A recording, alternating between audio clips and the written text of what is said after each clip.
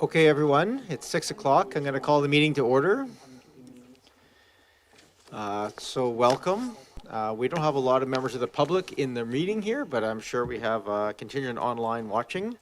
As we call this meeting to order, even Special Committee of the Whole, we always take time to recognize that we're gathering on the traditional territories of the Coast and Straits Salish people, specifically the Lekwungen-speaking people known today as the Songhees and the Esquimalt nations, and that their connections to these lands and the adjoining waterways continue to this day.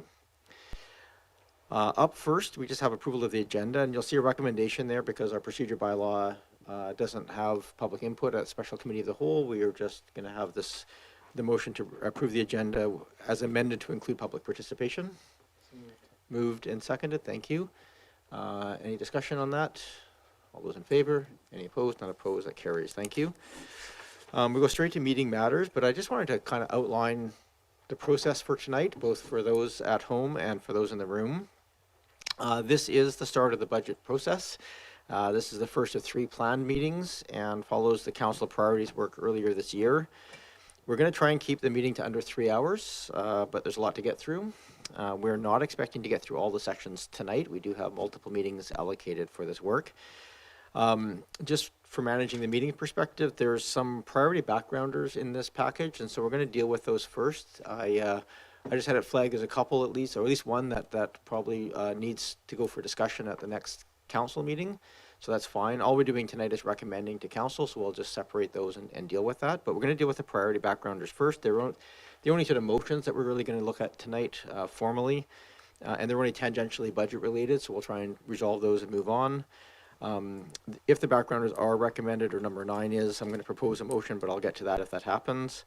Once the priorities are referred to council, we'll return our minds to the budget, and we'll start with the budget overview by Mr. Paine. And I anticipate there'll be questions from council through that presentation, but there's also room for questions as we go through the budget section by section following the presentation.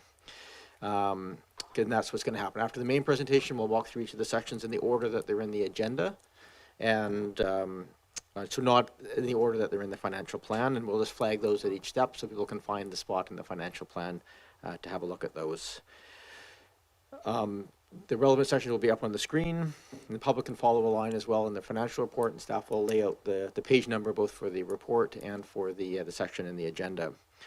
Around 7:30, about an hour and a half from now, I'm going to sort of, at whatever's a natural break, I'm going to just take a break, and we're going to invite the public. If anybody wishes to address council, you're more than welcome to do that at that time. I'm going to remind everybody there's 3 meetings. The public is welcome to speak at all 3 of them. And of course, if there's anything that the members of the public wish council to think about or consider as part of our budget deliberations, please, you can always write us an email at obcouncil@oakbay.ca, and that will find its way into the budget package as well for our consideration. After the public input, we're going to continue our review of the budget. And then probably around 8:30, we'll see where we're at. I think we'll try and wrap up that section. That should leave us some time to take some additional direction from council. If there's additional questions that people want to have, there may be information that we haven't had tonight that we want to have for the next meeting, and we can certainly give those directions for any of the sections, not just the ones that we're covering tonight. So we're going with that. We'll try and conclude around 9 o'clock, but I will say if we're really behind, I'm going to probably ask us to keep going a bit to make sure that we have a chance to get through a substantial amount tonight, so we don't run up against our 3 meeting limit. So thank you for that, letting me sort of give that broad overview. We have here backgrounders for so this is just for those watching at home. We went through a council priorities process. In that there were some changes made, there were some direction given. Staff have taken that direction, made changes based on what they heard. Made sure that the budgets and timelines attached were reasonable, and those have come back to us for consideration. Just given the nature of this meeting and the focus on the budget, the recommendation here is, as a committee of the whole, we don't make decisions. We just recommend to council what decisions to make. We can move these forward with recommendations either for council to adopt them as they are, or to make some changes, but I don't want to spend a lot of time if we have some. I think one, as I said, one was already flagged by a couple of councillors on the way in here that they might want to spend a bit of time on. I think we'll just make a recommendation for that to be worked on at the next council meeting, if we give that direction. So because I do want to give ourselves a chance to be successful in getting through the budget portion of this. So with that, we have recommendations for number 1 and 2, then number 9, which incorporates number 16, number 21, and then number 27, 28 in that order. And so I heard flagged was that the recommendation was, or the ask was not to recommend number 27/28 for active transportation. So we're gonna recommend that get dealt with at the council meeting, but not recommended for approval as is. Other than that, I'm just going to ask if there's any other, either if there's minor changes that people would like to see, we can have a quick discussion on those. Otherwise, if people are comfortable with the backgrounders as they sit, then we could just recommend that the first 3 bullet points there are all recommended for council to approve. And then we'll just deal with 27, 28 as a separate piece. So is there any, we're in a committee here, so we can take a sort of a general conversation. Is there any changes that people wanted to see in the first 3, in the backgrounders of the first 3 bullets, so excluding active transportation? Were people comfortable with those as they were laid out? Okay.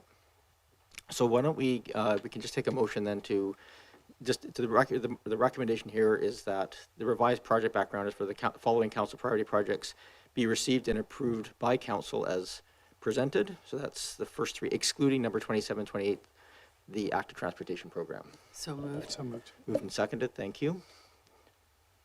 Any discussion? Go ahead, Council. Oh. You need your microphone on if you want to. So then, just for clarification, then these get factored into the financial plan, or just for clarification, are they get added in, or they are contained within it now? Actually, Mr. Paine? Your Worship, we've integrated general bucket funding for council priorities, so they're in there. Okay. Thank you. Any other questions or discussion on those? Not seeing any. We'll call the question then. All those in favor? Any opposed? None opposed? Then I think a motion for 27, 28 is to refer that to the next council meeting for further discussion. Moved and seconded. Thank you. Can I just ask for those, I heard from 2 people, if other people have thoughts of things that you just want to kind of flag, and then there can be discussion between you and staff members, just to see if there's things that can be that way we can kind of break it down in a tangible way for the next meeting. So I'm going to, just because you kind of flagged it on the way in, I'm going to go to Councillor Appleton, then Councillor Watson, and if anybody else has any thoughts, we can deal with that. Don't have to go into great detail, but just to kind of make sure that we're understanding what the thoughts might be at the next meeting. Yes, Go ahead, thank you, Your Councillor Worship. And I did provide some comments to staff, and we'll elaborate on those now that this is the direction being taken. My primary concern is that the backgrounder focuses, well, first of all, from its first iteration to its second iteration, the budget has been significantly decreased, which I think we would like to revisit and would like to see at minimum the original budget amount being retained. The backgrounder continues to focus primarily on revisiting and revising the existing active transportation plan, which in my view is not a higher priority. I would like to see the active transportation portfolio move forward to design and action this year with the plan of getting that network built this term. So I think that there is potentially some value in looking at some of the essentially revising, or at least reviewing what's in the 2011 plan. But I don't want, in my view, I don't think that we should be spending extensive resources or time looking at that component. We should be moving on to design, build, and the practical elements of the work. So I think that that's alluded to in the backgrounder at this stage of the game, but I would like to see that there's an alternative proposed in the backgrounder that talks about moving to a design phase. I'd like to see that be the emphasis of the backgrounder. But thank you, Your Worship. Okay, so we can just make sure we flesh that out at the time of the piece. Councillor Watson, do you want to add anything else to the Yes, just thank you, Mayor. Just very quickly, I haven't had time to talk to staff about this, and it's only really sort of forming in my own head. But since our council meeting on Monday, where we had a long discussion around active transportation and particularly Henderson Bike Lane, we were approached by a citizen who was recommending some way for us to be more nimble financially and in terms of our priorities and plans in addressing things that come up, not necessarily out of the blue, but aren't maybe already identified in the active transportation plan. And I wondered if this backgrounder, which she referred to a la Sanich's quick fix fund for addressing things in that relate to street and sidewalk safety and active transportation, and finding a way to respond quickly when new things come to our attention or small things come to our attention. And I would just wanted to flag that I'd like to see some way to amend this backgrounder to incorporate that idea if there was a council support for that. So that's what I would be talking to staff about in that council. Thank you. Okay, thank you, Councillor Watson. And maybe, Mr. Paine, as we go through the budgeting piece, maybe we can just talk at a high level about where budgets have to be changed, where amendments can be done on the fly, and where we have to do some in the financial plan. So I think that'd be a helpful knowledge piece just for us to kind of be aware of that, because it's not always clear, even for those of us who've been around a while, where it kicks into budget and where it doesn't. Anything else that people want to just flag? And by all means, you can just share them by email after the fact. Go ahead, Councillor Smart.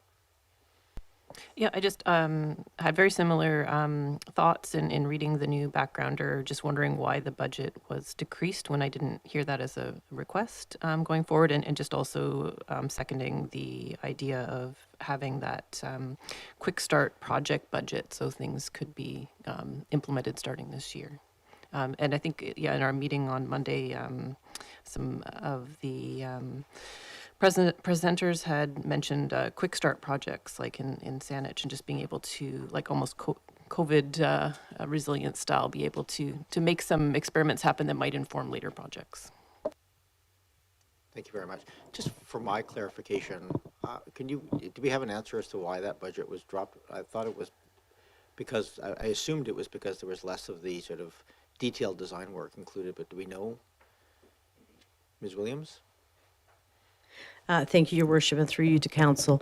Our Director of Engineering is not here tonight, and the Deputy is on his way, but I think what I can share, the difference in the funding from the previous backgrounder and this one is definitely the consultant that we were anticipating that would be updating the active transportation plan, and that was going to involve community consultation. So that's where the fees have really dropped, the consultant fees and the public engagement fees. All right. Thank you for that. So I think an appropriate motion here would just be to refer this number 2028 to the next council meeting for discussion. So moved, Your Worship. Moved. Is there a seconder? Moved and seconded. Is there any concern with from staff with that motion, just to refer it that simply? No, we were just noting to ourselves that motion's already on the table. Oh, is it? Okay, my apologies. I get distracted by the conversation. No, that's on me. All right, so the motion is to refer this without recommendation to the council for further discussion. Thank you for the thoughts ahead of time, but certainly we can allow for that conversation to happen with staff so they can come prepared to help move that conversation along. I'll call without any other discussion on that. I'll call the question then. All those in favor? Any opposed? None opposed? That carries. And as I noted that earlier, that if number 9, the village area plan, did get moved forward as changed from 2024 to 2023, I was going to ask that a motion be made, and I can sort of create some explanation if it's moved and seconded. So, Mr. Coates, can you put it up on screen? Better to just read the motion than to explain it. Can you make it a little bigger on the screen?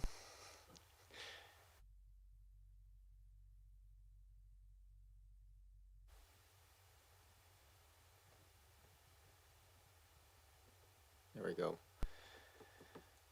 So this is just that the motion, so if you remember, there's a motion passed on January 23rd, which had the staff simultaneously conduct a feasibility study along with the rezoning. So that was because of the word simultaneously, it was attached to the rezoning. for the highest and best use. And the concern was that if it was attached to the village plan, we didn't have a definite start date. So the recommendation is to change that to the that highest and best use get attached to the commencement of the village area plan as opposed. So I'll that's make that motion. moved and seconded. Is it fairly clear as to what that's intended for? Okay, any questions? Okay, then I'll call the question. All those in favor? Any opposed? None opposed? That carries. Thank you very much. And that deals with entirely, since we didn't spend any time on that.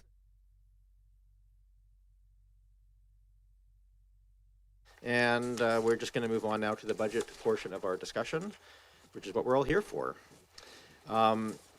So Mr. Paine, our Director of Financial Services and Asset Management, is going to provide an overview. That presentation is in the agenda package if people want to follow along, either at home or on their iPads here. And I'm just going to lay it out there. We can have questions all the way through this process. I'd like to kind of take time as we'll be bringing up the department heads to answer those questions. It's better for us to deal with that one by one. But I think I'm going to remind all of us that if you have questions that you don't know the answers to, and you think they're actually have any sort of, just for your own clarification, there's a pretty good chance people in the public are probably having the similar question.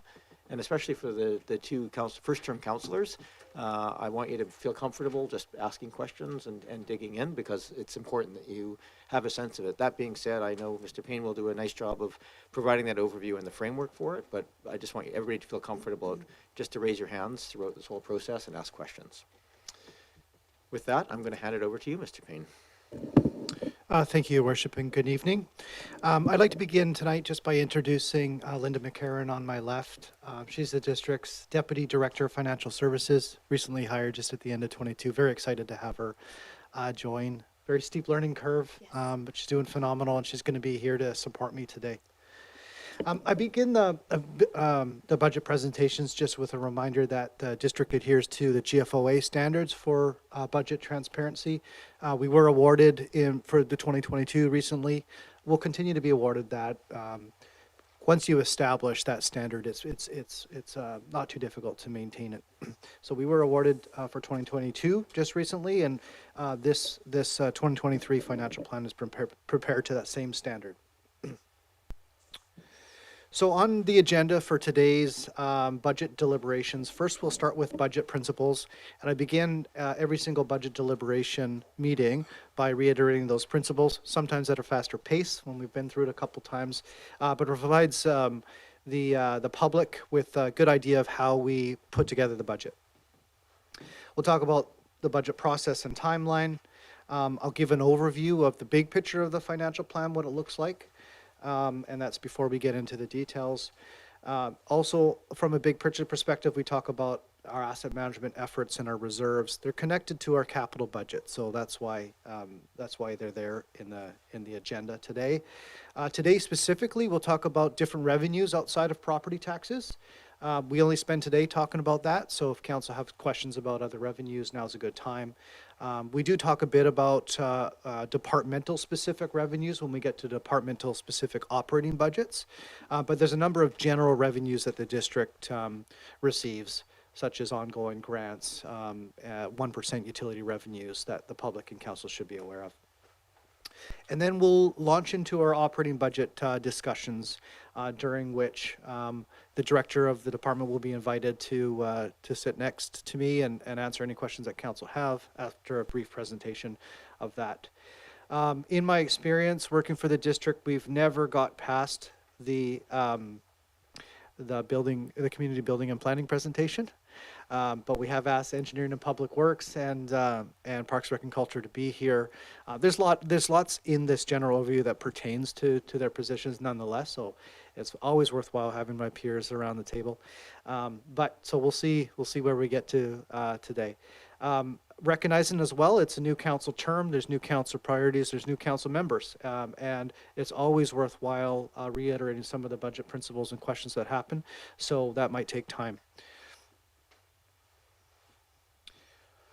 So we'll begin again with, we'll begin today to discuss the budget principles. The first principle that we discuss here is the service level approach. Service levels aren't necessarily specifically defined by departments. However, there are some service levels that are specifically defined. It is an exhaustive process to deserve service level, but a lot of the service levels are intuitive.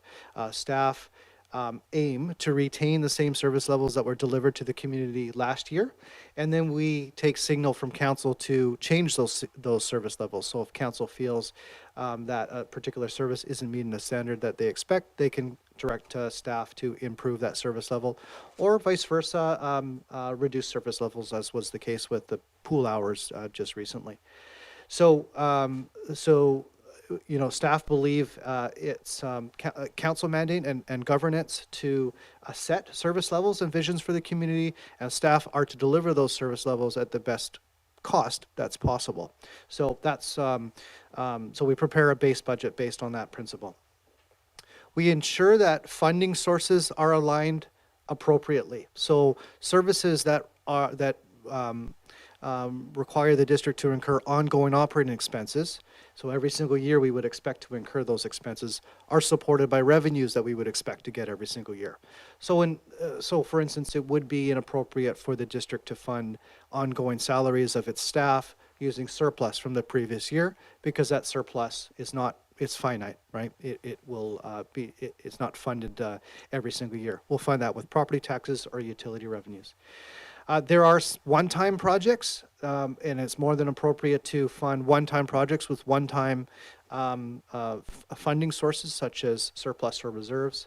Or you may have sudden large expenses like the replacement of a building, and in such a case, you want to fund that with ongoing debt, so the debt servicing, or reserve funding saving in advance for that. So the cost of that capital expenditure is spread over the life of the asset, or a 30-year amortization period in the case of debt. So again, there's that funding source alignment principle integrated there.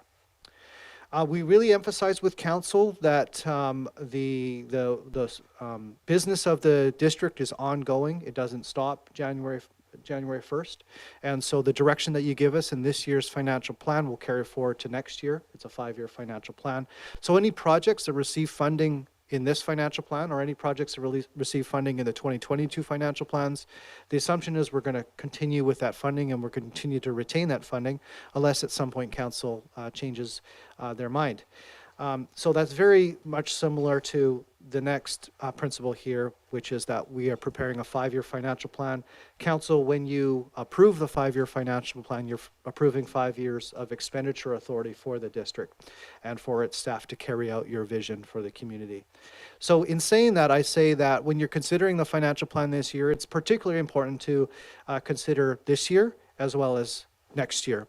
This year is really a refinement of last year's financial plan. So last year in 2022, we set out the budget for 2023, and we're going to have to refine that. Forced growth inflation has significantly changed the assumption in the financial plan, so we're refining that.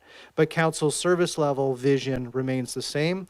The cost to deliver those service levels has changed. So in every year, we're really refining the current year, because, as you're aware, the financial plan bylaw isn't adopted to May 15th, or prior to May 15th, pardon me, May 14th. That would be a tactical error in my part. And so leading up to May 14th, of course, we're continuing to provide those services to the community. So we implore council to consider carefully the 2024 expenditures that are proposed in this plan, because it will expedite and keep your staff as productive as possible. The less uncertainty that exists in the financial plan, the more productive and efficient that your staff can be in delivering your vision. The financial plan articulates, to the best of our ability, life cycle costing. For instance, one of the expenditures presented in this financial plan is the construction of the Carnarvon Park building. And in there, we articulate what we believe the full cost of that building will be over the life cycle of that building. And that, therefore, council has the advantage of considering the impact of their decision for the perpetuity of that service, which will go on for 50 years. It won't just be there for this council term. It won't just be there for this financial plan. So council can make the decisions with the most information possible. When we discuss financial plan transparency as a budget principle here, what is meant, what we mean is that the financial plan that's before you, that's about 130 pages, that's not a document that's required by statute or legislation. We're not required to prepare a detailed financial plan like that. We do that for financial plan transparency for the public. We also do it to empower council decision making as best as possible, and in doing so, we meet the standards of the GFOA budget. What is required of us at a minimum is the financial plan bylaw. You see that May 14th for adoption or prior, and that's summarized on a very high level. And it's summarized in such a high level that it's practically impossible to build in any real accountability to service levels or to your vision. But we do prepare quarterly reports based on the detail presented in this financial plan. So there is that accountability in terms of what we set out to deliver and what we ended up delivering. And lastly, we integrate long-term vision into all the decision-making here again. Very similar to the life cycle costing approach to things, we want to make sure that the funding decisions that are being requested of council provide the long-term impacts of that decision. And that's not just a financial perspective, it's also environmental and social impacts of those decisions. So the budget process, this is how we see it unfolding this year. The first thing is, which is a common question from the public and sometimes from council, is how do things appear in the financial plan? First of all, again, we quantify and integrate council-approved service levels. As mentioned, there are several service levels that have been specifically articulated, and council has been intimately involved in approving those service levels.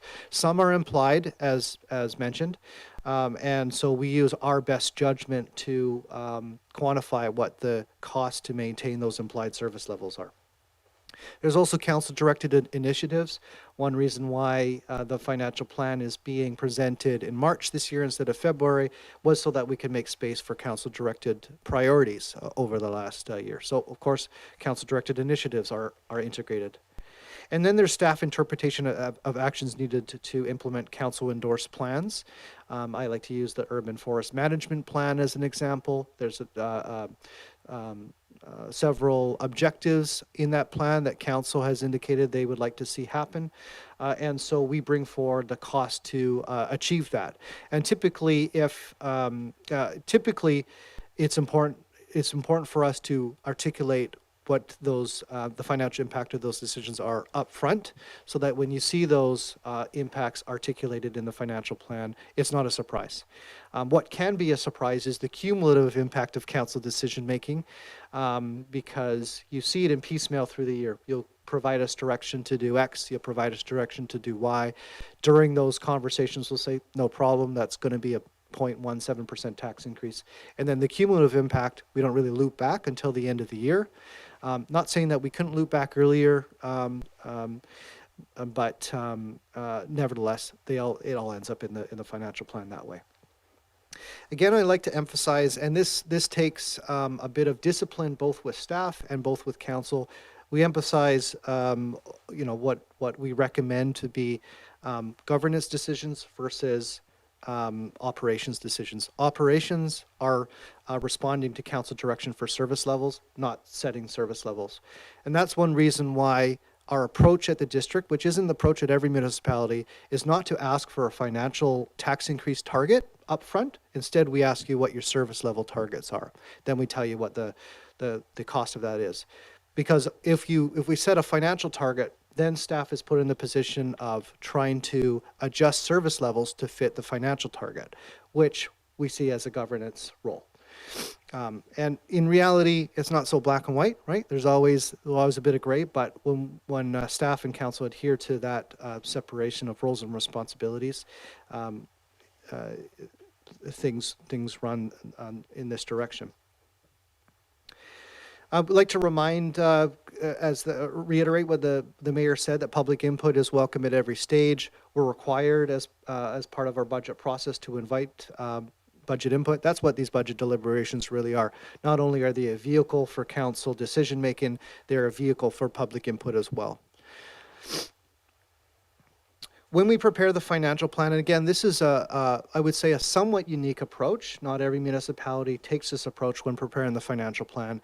We present the entire financial plan, so the financial plan in its entirety, its entire financial impact to council from the beginning, rather than rebuilding it from the ground up. And again, that goes back to the 5-year budget authorization cycle. The presumption is, if there wasn't major inflation in the year, that our last year's financial plan is relatively accurate. So we're just going to refine it. We're not going to rebuild the entire financial plan.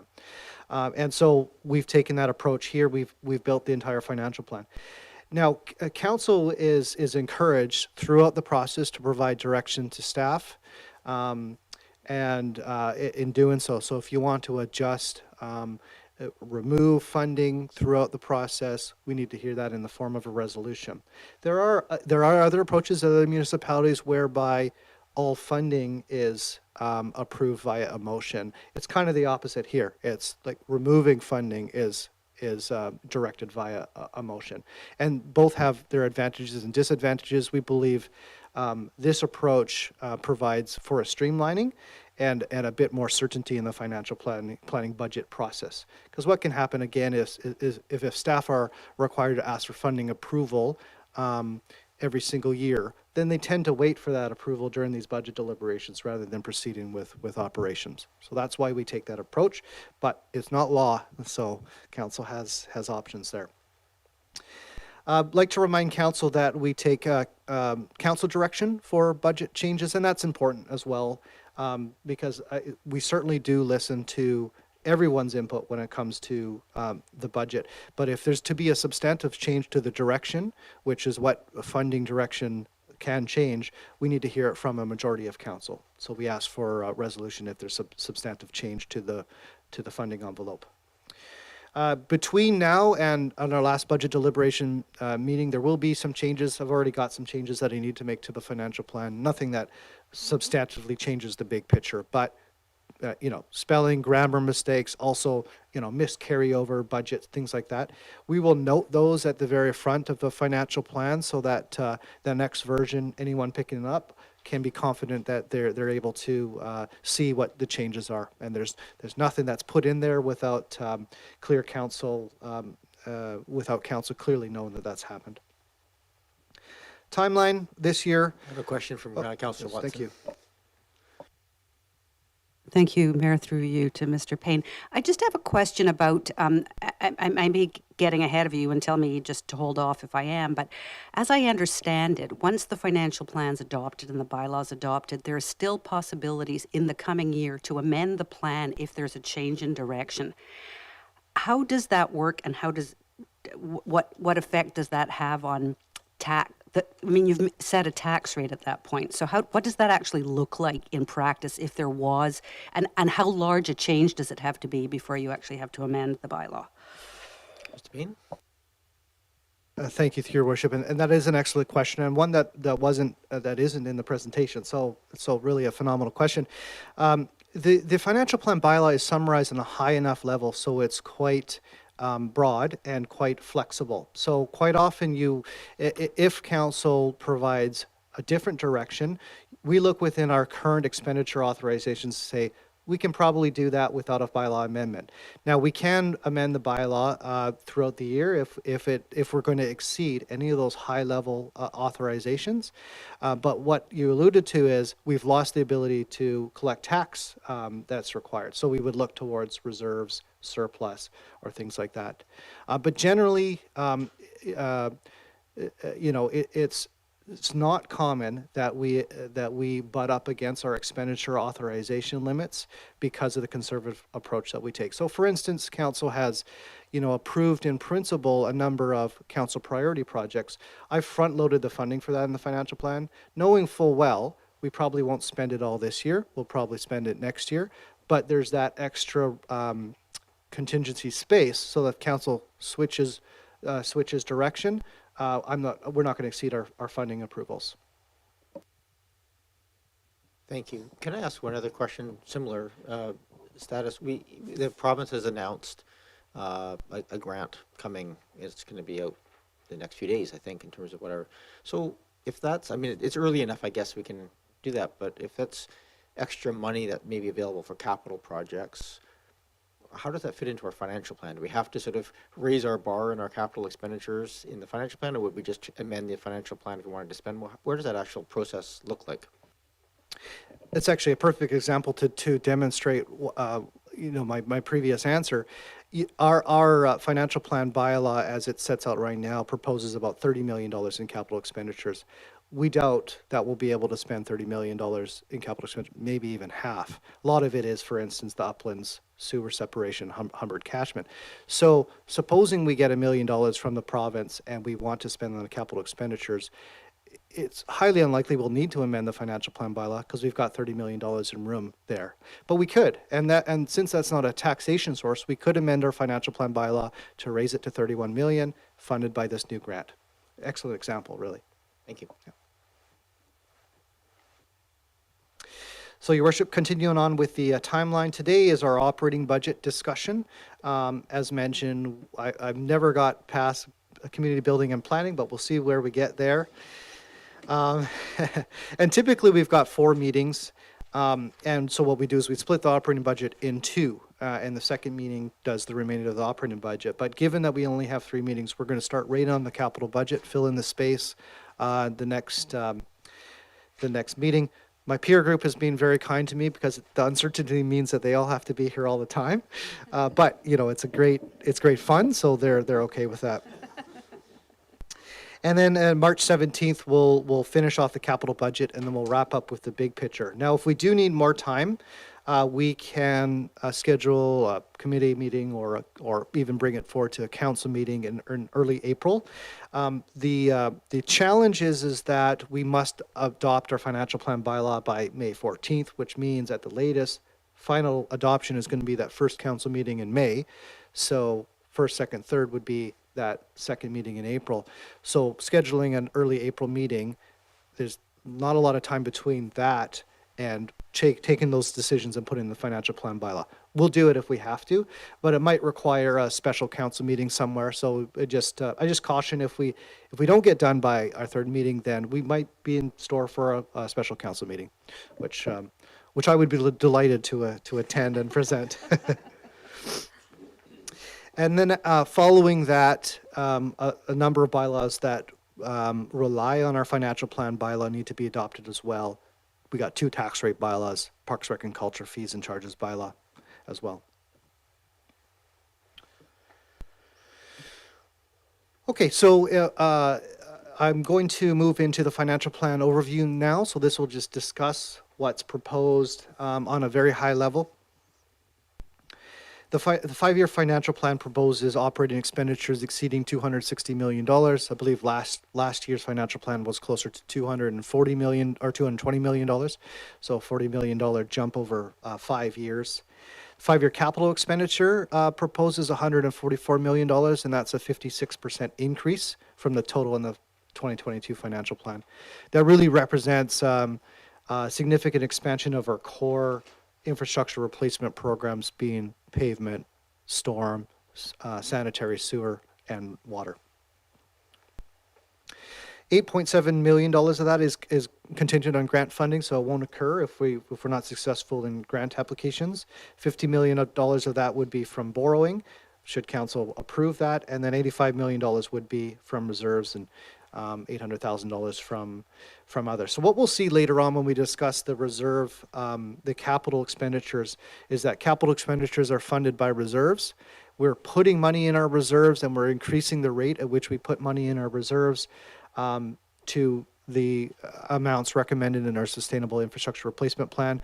But because we're in an era of infrastructure replacement, we're at the life cycle end of much of our capital, we'll be spending more money than we'll be putting in reserves. And so you'll see the impact on reserves, the declining reserve balance for some time. And that rate pushes us towards the necessity of debt. or significant tax increase to support transfers to reserves. Debt, of course, requires tax increases as well. So it's about when you fund it, not really if you fund it. So we've discussed a number of risks to the financial plan in the financial plan document. I'll talk about it now. Infrastructure replacement was one of those that I discussed, as mentioned. The SIR plan found that approximately $273 million of our infrastructure was past its recommended due date, meaning that every year it's not replaced. There's more and more risk of a failure, and some assets can fail without significant impact to the community. Some really shouldn't. Water, for instance. So, water is an asset class that we try to replace before the expected failure date. And we set the time frame before we replace that according to risk tolerance. Further to that, the results of inflation have had a significant impact on the unit rates for our infrastructure. We'll talk about that a little bit later, but the SIR plan replacement costs are certainly out of date. They were always expected to be out of date a couple years later, but not this far out of date. COVID-19, the impacts of COVID-19 are still being felt in our Parks, Rec, and Culture net revenue amounts. So we no longer have the same risks of COVID-19 to our operations, but we haven't recovered from the risk that was imposed to us in 2020, 2021. We'll discuss that in more detail as we go through. Incidentally, I prepared this presentation prior to the recent announcement by the Oak Bay Marine Group, but we had discounted the lease revenue in our financial plan, expecting, because there was some uncertainty in the lease revenue, and that's come to fruition. Workforce labor shortages are creating financial impact in our Parks, Rec, and Culture department. Previously, it was capacity constraints put on us by provincial regulation that were preventing us from achieving peak financial performance. Now it's the demand is there. We don't have the people in place to take advantage of that demand, and council's seen evidence of that recently with the pool closure hours, etc. So we're working through those risks every year. Fire master plan. The council has recently reviewed the financial impacts of the recommendations of that fire master plan. Haven't yet been quantified. Council's asked us to quantify that, bring that back for further discussion, and those impacts have not been integrated into the 5-year financial plan here. We discussed Parks, Rec, and Culture financial performance, but we really have done a robust job this year of reviewing risks and opportunities in that department, and we're looking forward to having that discussion with council later on. And then, of course, inflation. One thing that I'll mention as well, we'll have a couple different opportunities to discuss the active transportation budget here. Council hasn't provided direction in terms of how to fund the increase in funding there. So council has, I'm paraphrasing here, of course, but council has provided direction for us to increase the funding envelope there to $1 million. So, but what we haven't come back and said, council, how do you want to fund that? Do you want that extra $800,000 to be funded to be grant contingent? That's our base assumption, but the question really has to be asked by council. Do we want to fund it by increasing taxes? Do we want to fund it by using funding that's reserved for other things, such as reserve transfers? So that question needs to be answered, and a tax increase to fund that program hasn't been integrated in the financial plan yet as well. Council will also note significant debt in the financial plan around the public safety building that's being proposed. That doesn't include land acquisition costs. So we just want to make that clear now if land acquisition is required. And we're not saying that that's necessarily the case. That hasn't been contemplated in the capital budget. So I'm going to go into more detail about the components that are driving the proposed tax increases in the financial plan, but here's an overview of the 5 years. This year, the proposed tax increase is 11.65%, which is approximately a $400 impact to a median residential property. Over the 5 years, it's about a $300 average year after year is what's being proposed. And we prepared these forecasts in the 2022 plan. They've obviously significantly changed as a result of inflation and other components, debt being one of them in there as well. And I just wanted to mention that that equates to about a $10 a day household for the municipal portion of the property taxes. And Your Worship, it's a question. Go ahead, Councilor Patterson. Yes, thank you, Mayor, and through you to Mr. Paine. What kind of inflationary or other factors have you used for determining the future budgets? Go ahead, Mr. Paine. Your Worship, a great question, and it leads. It's a good segue to the next slide here, which breaks down those increases into the different components. And if you look at the top row in this slide, that's what we call forced growth. You can really just call that municipal inflation, right? This is the cost that we believe is required to maintain existing service levels. You'll see in 2023, that's kind of elevated, 5.45%. I will say 2.5% of that is to support current service levels in the Parks, Rec, and Culture Department. So that assumes they don't return to previous financial performance. That may or may not happen. We're optimistic that there's opportunity there. So should the Parks, Rec, and Culture return to 2020 financial performance, or 2019, pardon me, financial performance, that's 2.5% in the forced growth factor that would not be included there. And you can see that trend kind of continues 2024, 2025, 2026. We're forecasting a return to forced growth around the Bank of Canada target rate, 2% to 3% CPI is their target inflation. I'm not an economist. I'm not great at forecasting what CPI will be, but all indication is that that's the policy objective of the Bank of Canada, and so that's what we've integrated there. So really what you see is the impact of inflation that really occurred in 2021 in the 2022 budget in the forced growth factor section there, and then a return to a normalization. And there is evidence that CPI is normalizing quite a bit, and the tail end of the CPI calculation is really back in the normal range. So I believe that answers your question, Councillor. Go ahead, Councilor Patterson. Yes, thank you, and thank you, Mr. Paine. That's clear. Now, when I looked at what we said last year, we would be increasing the projected cost to the median residential property.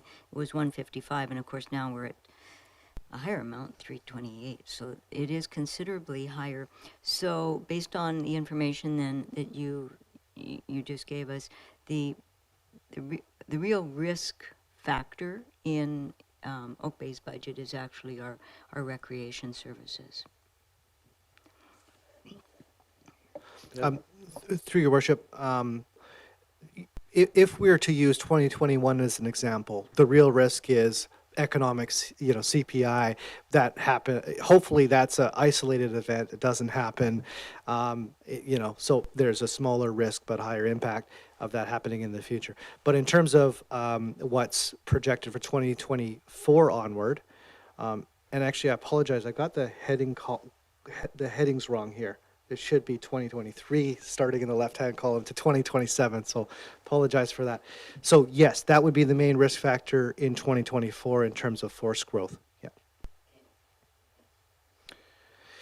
So actually, I think this is probably a good moment to talk about forced growth, because typically we take a thoughtful approach to forced growth when we prepare the plan.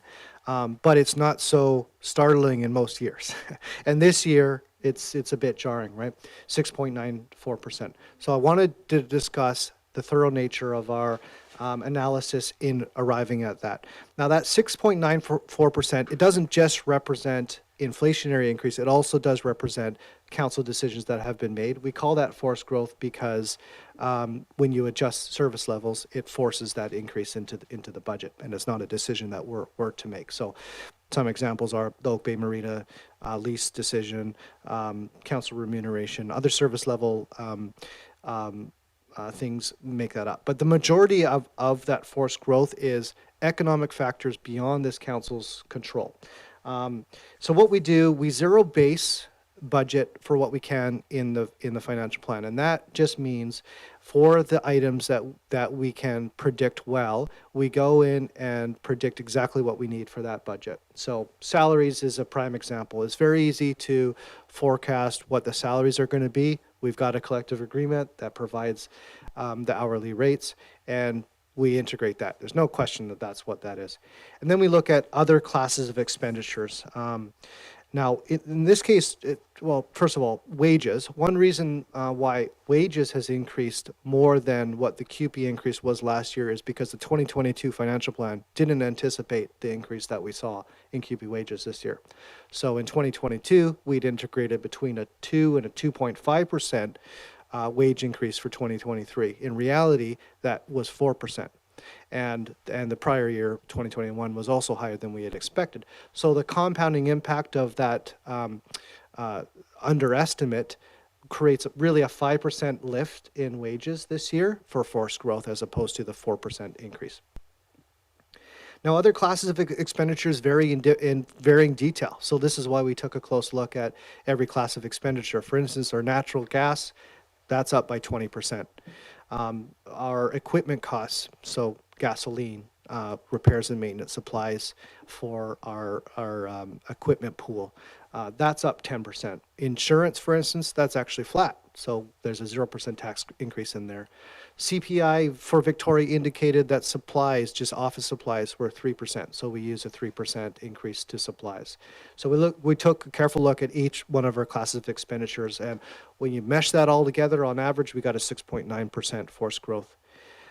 This is sort of validated by what you're seeing around the province in terms of around Canada and tax increases for status quo communities that aren't increasing service levels, that aren't adjusting infrastructure renewal. You are seeing 5-6% tax increases, and that's just representing the economic costs of goods and services going up. Hey, Councillor Smart. Oh, through you, Mayor. I was just wondering, so is there an upper threshold to which there are sort of exterior guidelines or mandates around, like, you can't increase the taxes as much for your residents? I'm just wondering, what are those upper thresholds, and how would that be enforced? Go ahead, Ms. Paine. Thank you, Your Worship. No, the thresholds are set by council, and of course, there's practical thresholds where people can't afford their taxes. We're not necessarily there, but no, the council is really, municipalities are really given broad authority for tax increases, which I've heard before. The phrase, you can provide any service for which you're brave enough to raise taxes to fund, right?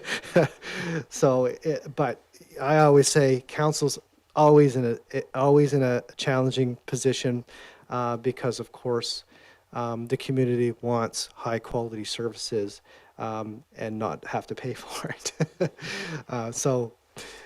Thank you for the question. Go ahead, Councillor Green.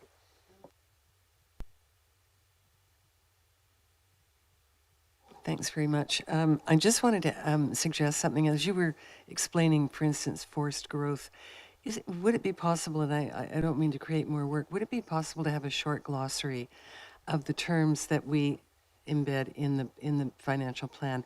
Only because for the public generally, I think it might be helpful. This is becoming a more complicated process. So if it's possible, and I don't want to add to your workload, but if there are key concepts that would be helpful to define as part of a glossary, just an idea. Thank you.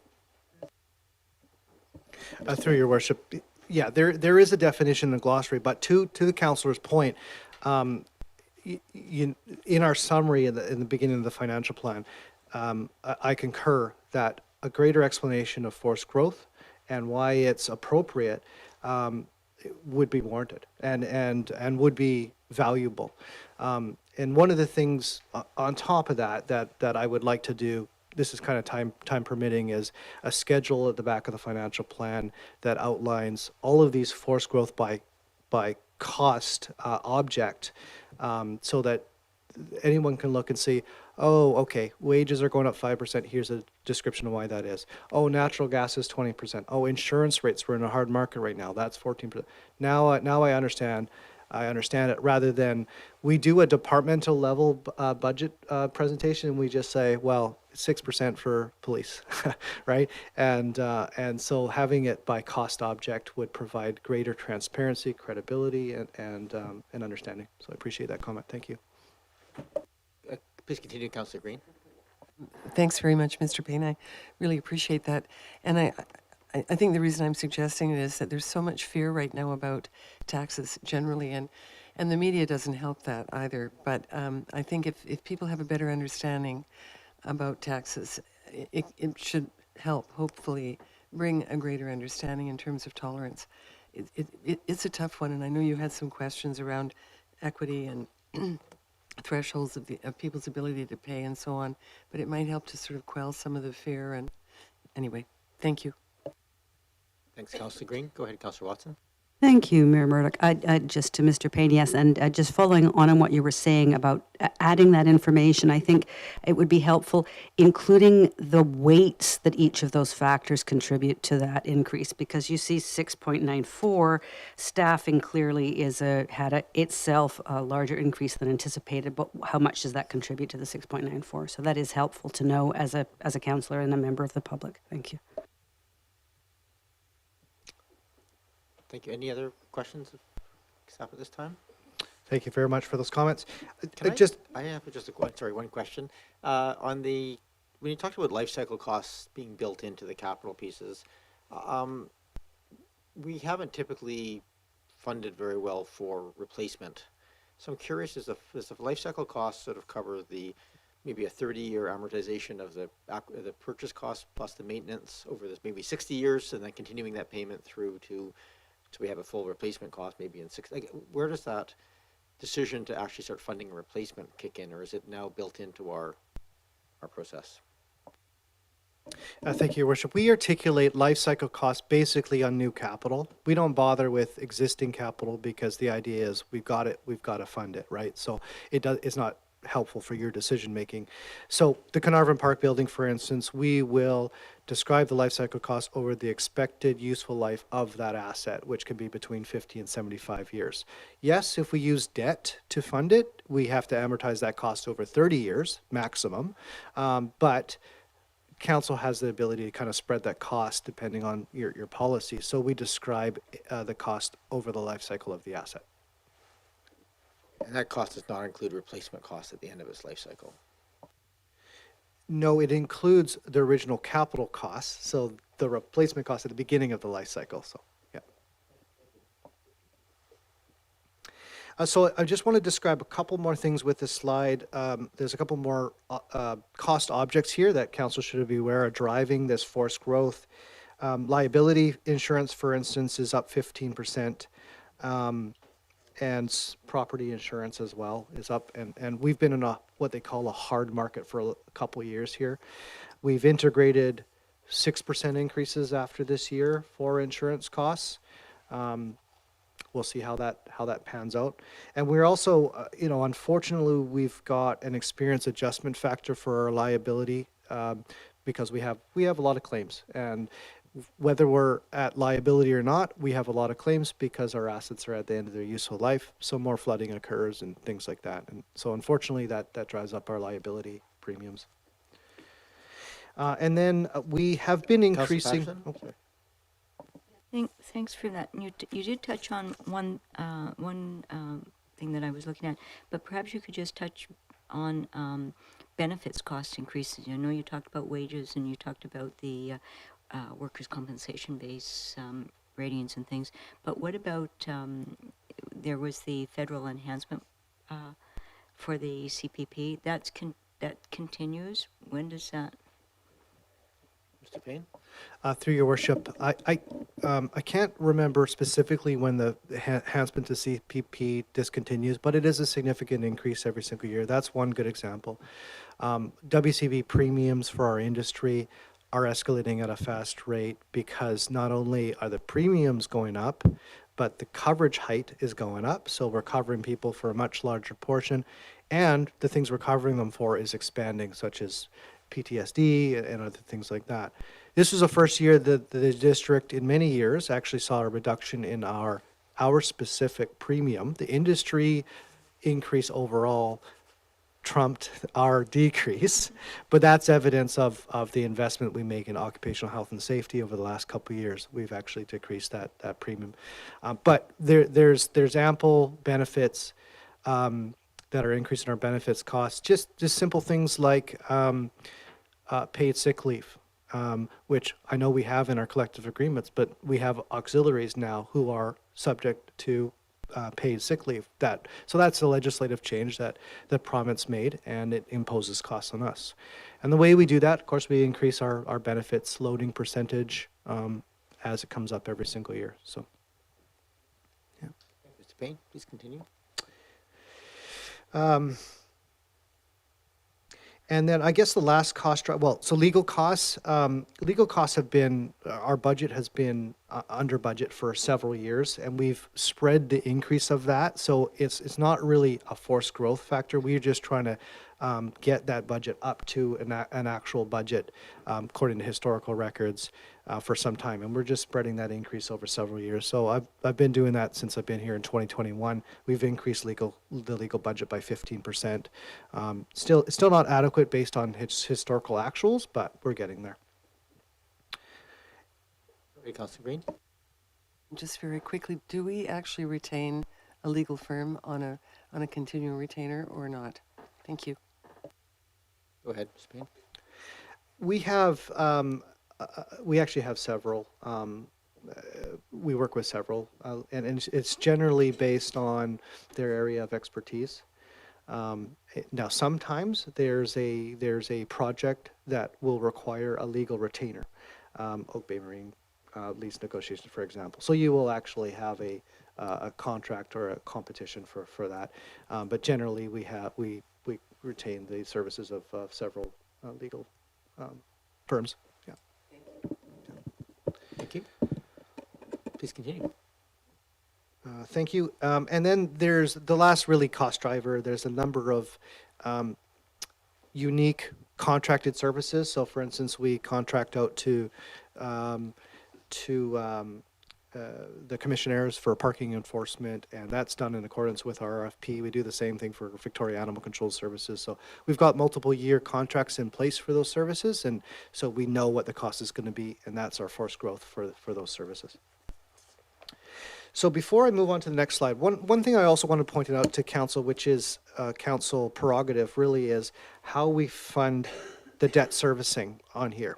So a lot of the increase that's in here that wasn't in the 2022 financial plan relates to debt servicing for the 3 projects that we're proposing should be funded by debt. Now, debt servicing itself, the funding for debt servicing itself, it's a sustainable funding source. So you can either choose to fund the replacement of an asset by saving up in advance of its replacement, or by paying for it afterwards over a 30-year amortization period. That's debt, right? Essentially, in terms of funding, it's the same thing. You need to raise taxes to fund it.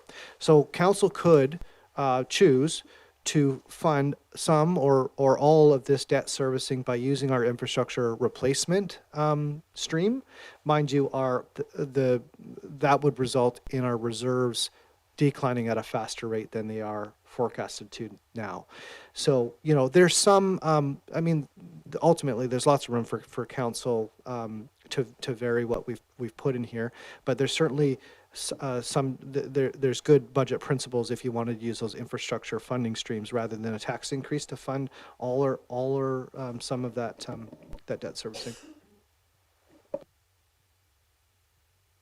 Patterson? Thank you, Mayor, and through you to Director Paine. Just when you talked about different forms of debt, should you take debt by borrowing, and you do not utilize all of the money that you've projected the borrowing, you do your borrowing, you get the money, and you don't expend it all for the project, what happens to the surplus? Mr. Payne? Thank you, through your worship. Typically, what you do is you'll borrow, you'll be provided with the proceeds. Those proceeds are deposited into a reserve, usually a capital works reserve, and that reserve has limitations on what it can be used for. So you can use it for capital purposes, for instance. I think that I think that answers the question. Yeah. I like the optimism that the costs will come in lower than expected. Yeah. Thank you. Thank you. So I'd like to brief council on the state of our asset management funding progress. Council has shown strong commitment to increasing our transfer to reserve budgets such that we can fill up our reserves so that we can fund our capital expenditures when they come due for replacement. These targets are based on the 2021 Sustainable Infrastructure Replacement Plan, which basically said if you annualize all the costs of all of our infrastructure over their life cycle, you should be setting aside $12.8 million every single year. And we're approaching that level through successive 2% tax increases every single year. So the speed at which we achieve that target, or whether we achieve that target at all, is completely within the governance mandate. So it's up to you how quickly we achieve that. And keep in mind those targets, they're going to have to be, unfortunately, refined soon because the unit rates for infrastructure replacement have gone up significantly. I use the Dalhousie tender as an example. It's not a great example because the complexity for that project is greater than our typical main replacement, but the unit rates for that replacement are double what the SUR plan was. Now, again, keep in mind the depth of that main replacement is significantly deeper than our typical main replacement, so I wouldn't use the double unit rates as a basis for where we're going. But it's concerning, and so we're going to have to look at that. Nevertheless, this demonstrates council's progress to achieving the goal of sustainably funding our infrastructure. And one thing I like to mention, in case to the hundreds of people watching this online, chose not to be in the room. Thousands of people watching this online. Thousands, is that this funding target is in respect of existing infrastructure. So, people call me up and they want to discuss the tax increase, and I say 2% is for infrastructure. Most of them understand the need for that. They see the condition of some of our infrastructure, but some of them think, oh, great, that means you're building new infrastructure, and that's not the case. We're replacing existing infrastructure. It'll be shinier, it'll be newer, it'll be cleaner, but it's not an expansion of our infrastructure program. It's simply this is funding to replace our existing infrastructure. Mr. Smart? I wondered if you could just share with me what the percentage increase for infrastructure funding was last property tax. Payne? Through your worship, it's 2%. Yeah, and it's been 2% for a little while now. It can vary a little bit because a council, and we'll talk about this later, has the option of taking non-market change revenue, new taxation revenue, and also adding that to infrastructure, and we've done that, so it's been over. And then also debt retirement, but it's generally 2%, which is why you can, as a rule of thumb, you can think about, well, what's inflation, or what are other municipalities saying their forced growth is, and add 2%, and that's generally where we've arrived with our tax increase, and that's where we are this year, although it's alarming, right? It's 11.6%. And of course, there's new staff funding requests as well. Councillor Green? Nope. Not necessarily a question, just a comment that this is the most hopeful graph that I've seen in terms of Oak Bay's infrastructure. I mean, I really don't think the public realizes how much of a commitment the last council made towards this issue, and it's always good to be reminded. So thank you for that. Thanks, Councillor Green. Go ahead, Councillor Appleton. Thank you, Your Worship, and through you, I guess I will be the wet blanket on the comment that Councillor Green just made. This number, we're chasing a percentage of a total of a sustainable infrastructure number, and it will always move. We've essentially been chasing this for a number of years, and with the current increases that you just referenced in infrastructure costs, that we're going to get further behind essentially because of that gap. And so in as much as, I guess I would just make the comment more generally that in as much as we have been working assiduously to try and close that gap and to try and get as close as possible to that number, it may very well be that 100% or even close to it is not achievable in the near term, and it may require some fairly significant decision making on behalf of council in the future to decide what level. We've been addressing the goal of meeting a sustainable infrastructure, which has always been 100% of that, whatever number that represents. We may not feasibly achieve that, at least not with a significant impact to all other services that the municipality must offer. So this is, as that number sneaks away from us, and Mr. Paine specifically referenced the Dalhousie replacement being twice what was expected. I think that this is, of course, reasonable and to appreciate at this stage of the game, but this is a shifting target and moving away from us maybe faster than we can catch up with it. Thank you, Your Worship.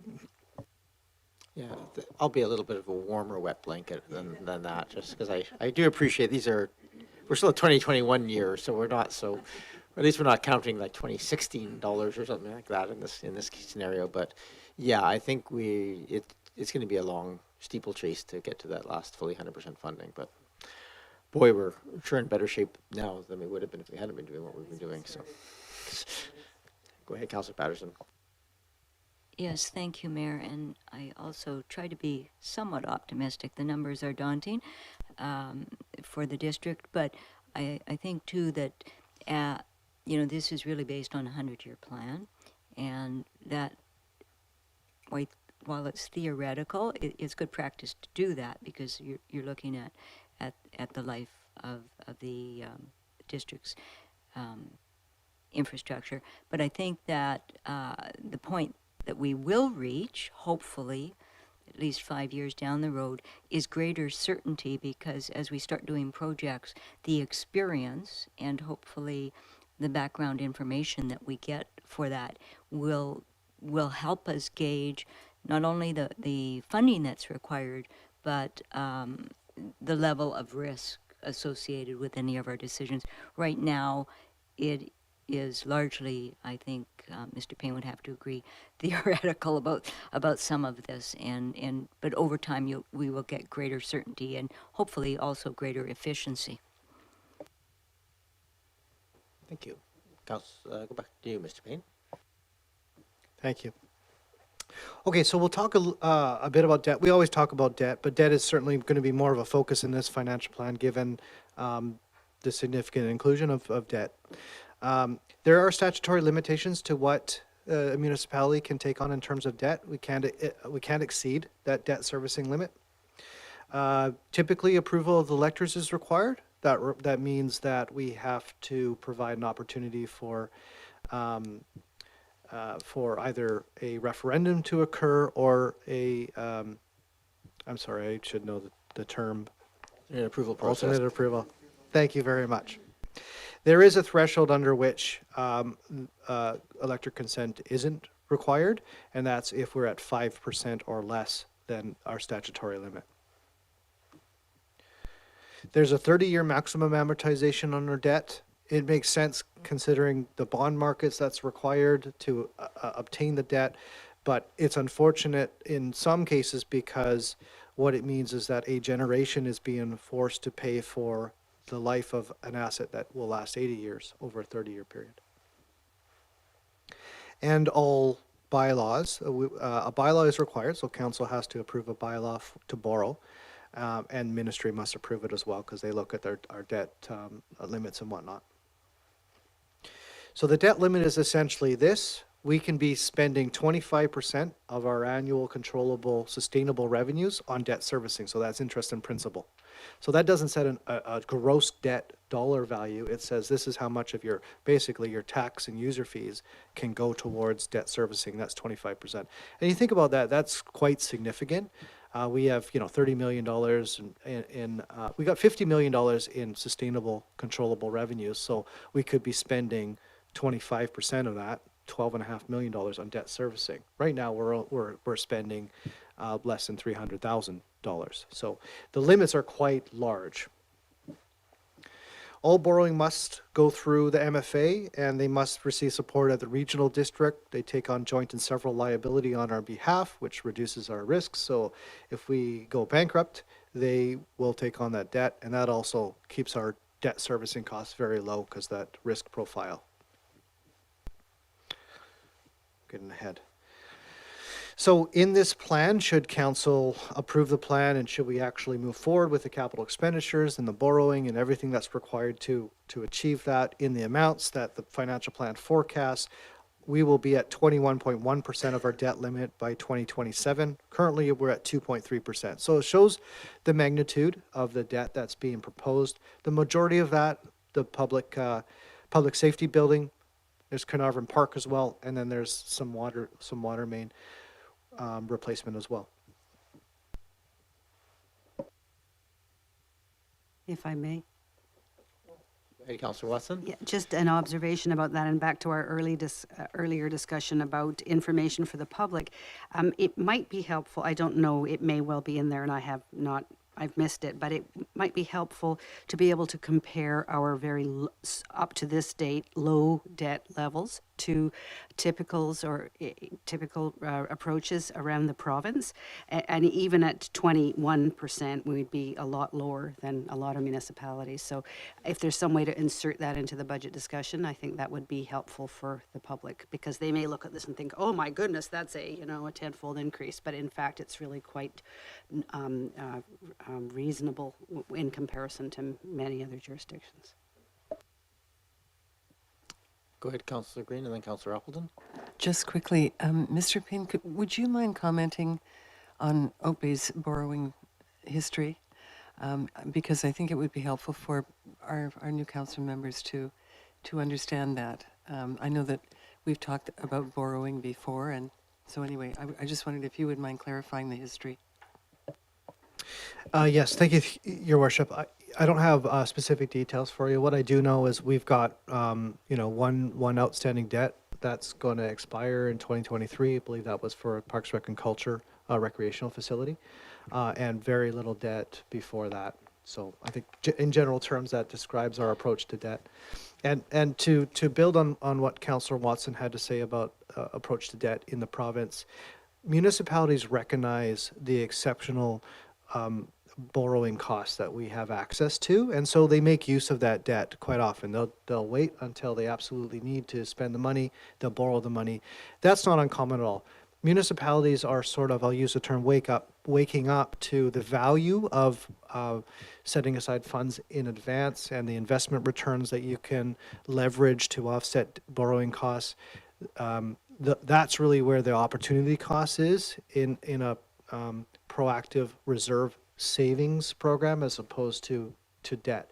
So it is not uncommon to have debt servicing much higher than the district, and clearly that's been our the governance perspective for many decades. I'll just point out, it's just a point of interest. Policy-wise, changes have happened recently at the CRD, as an example, where we've shifted away from, for land acquisition specifically, from a saving up and spending. So the park acquisition fund was done as putting money aside, and then when opportunities come up to buy land, recognizing that the accrued value of land was exceeding by quite a large margin the cost of borrowing. The policy on that and other land acquisition for other purposes like housing has shifted so that it's going from a save and spend to, for those specifically because of the increased values. It was the mathematics work out pretty clearly, at least if the trends continue, that we're better off spending the money now, and paying the debt, interest rate than it was to do it. It's not so true for sewer pipes because they don't accrue in value in the same way. But it's interesting that has been a philosophical shift that's happened in the last few years at that table where the land acquisition is a significant portion of their business. Go ahead, Councillor Patterson, and then Councillor Appleton, and then Councillor Patterson. Thank you, Your Worship. And just for clarity on this graph and for this graphic for the benefit of the public, when we're talking about percentage of limit, that's because Mr. Paine referenced the 25% maximum as a borrowing limit, but this is a percentage limit of the district's maximum, which is itself 25% of the sustainable revenue piece. So just it's 21% of 25%, correct? So, and I'm not just saying that to make it sound like I understand the graph, but I'm just explaining it for the purposes of the public. Thank you. Yeah, well, you've impressed us all. It's great. Ian, so yeah, that 21.1% is essentially just exceeding the limit that we have before we have to go to approval. Is that correct? No, Your Worship, the 5% is a 5% of the 25%.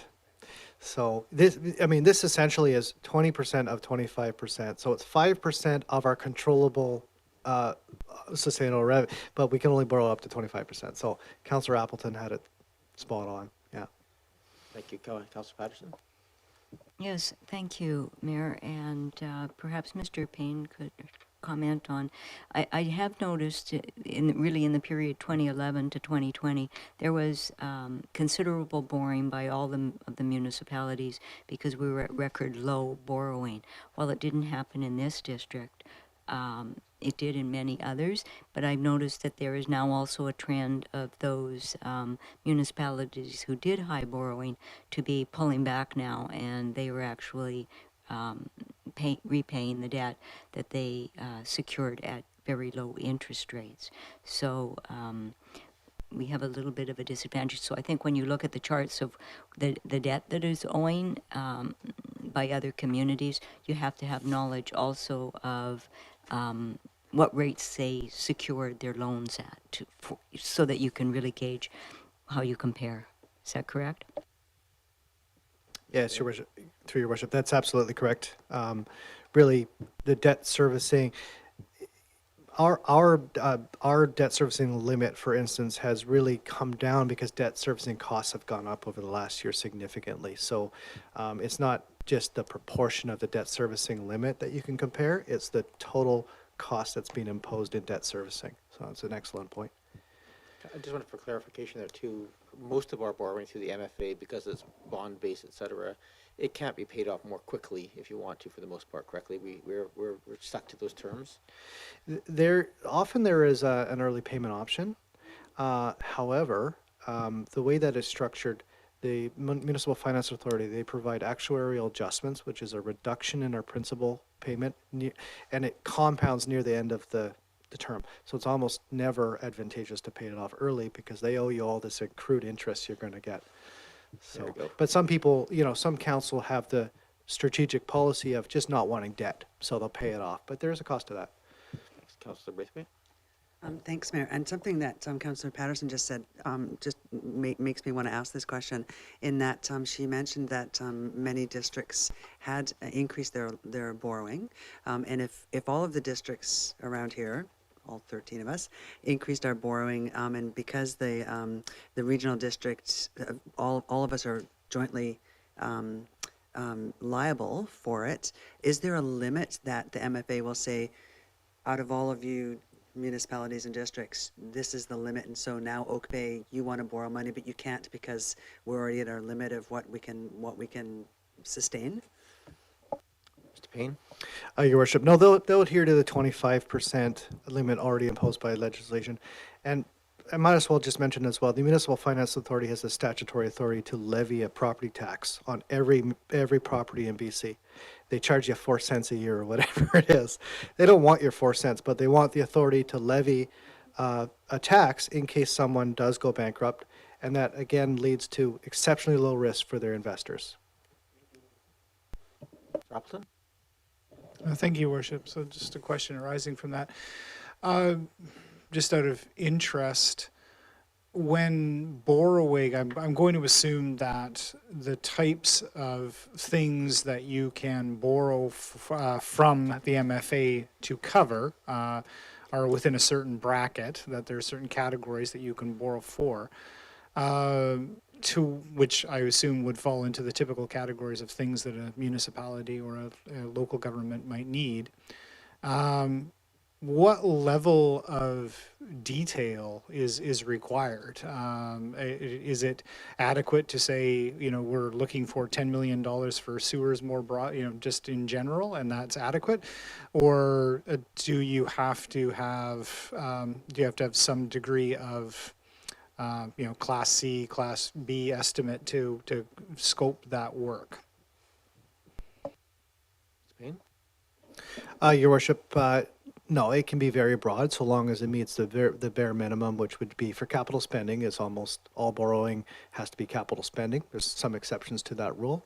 And in fact, sometimes municipalities will proceed with borrowing, not end up proceeding with, and they'll have to return the funds as a result. Now, that being said, that's the historical approach.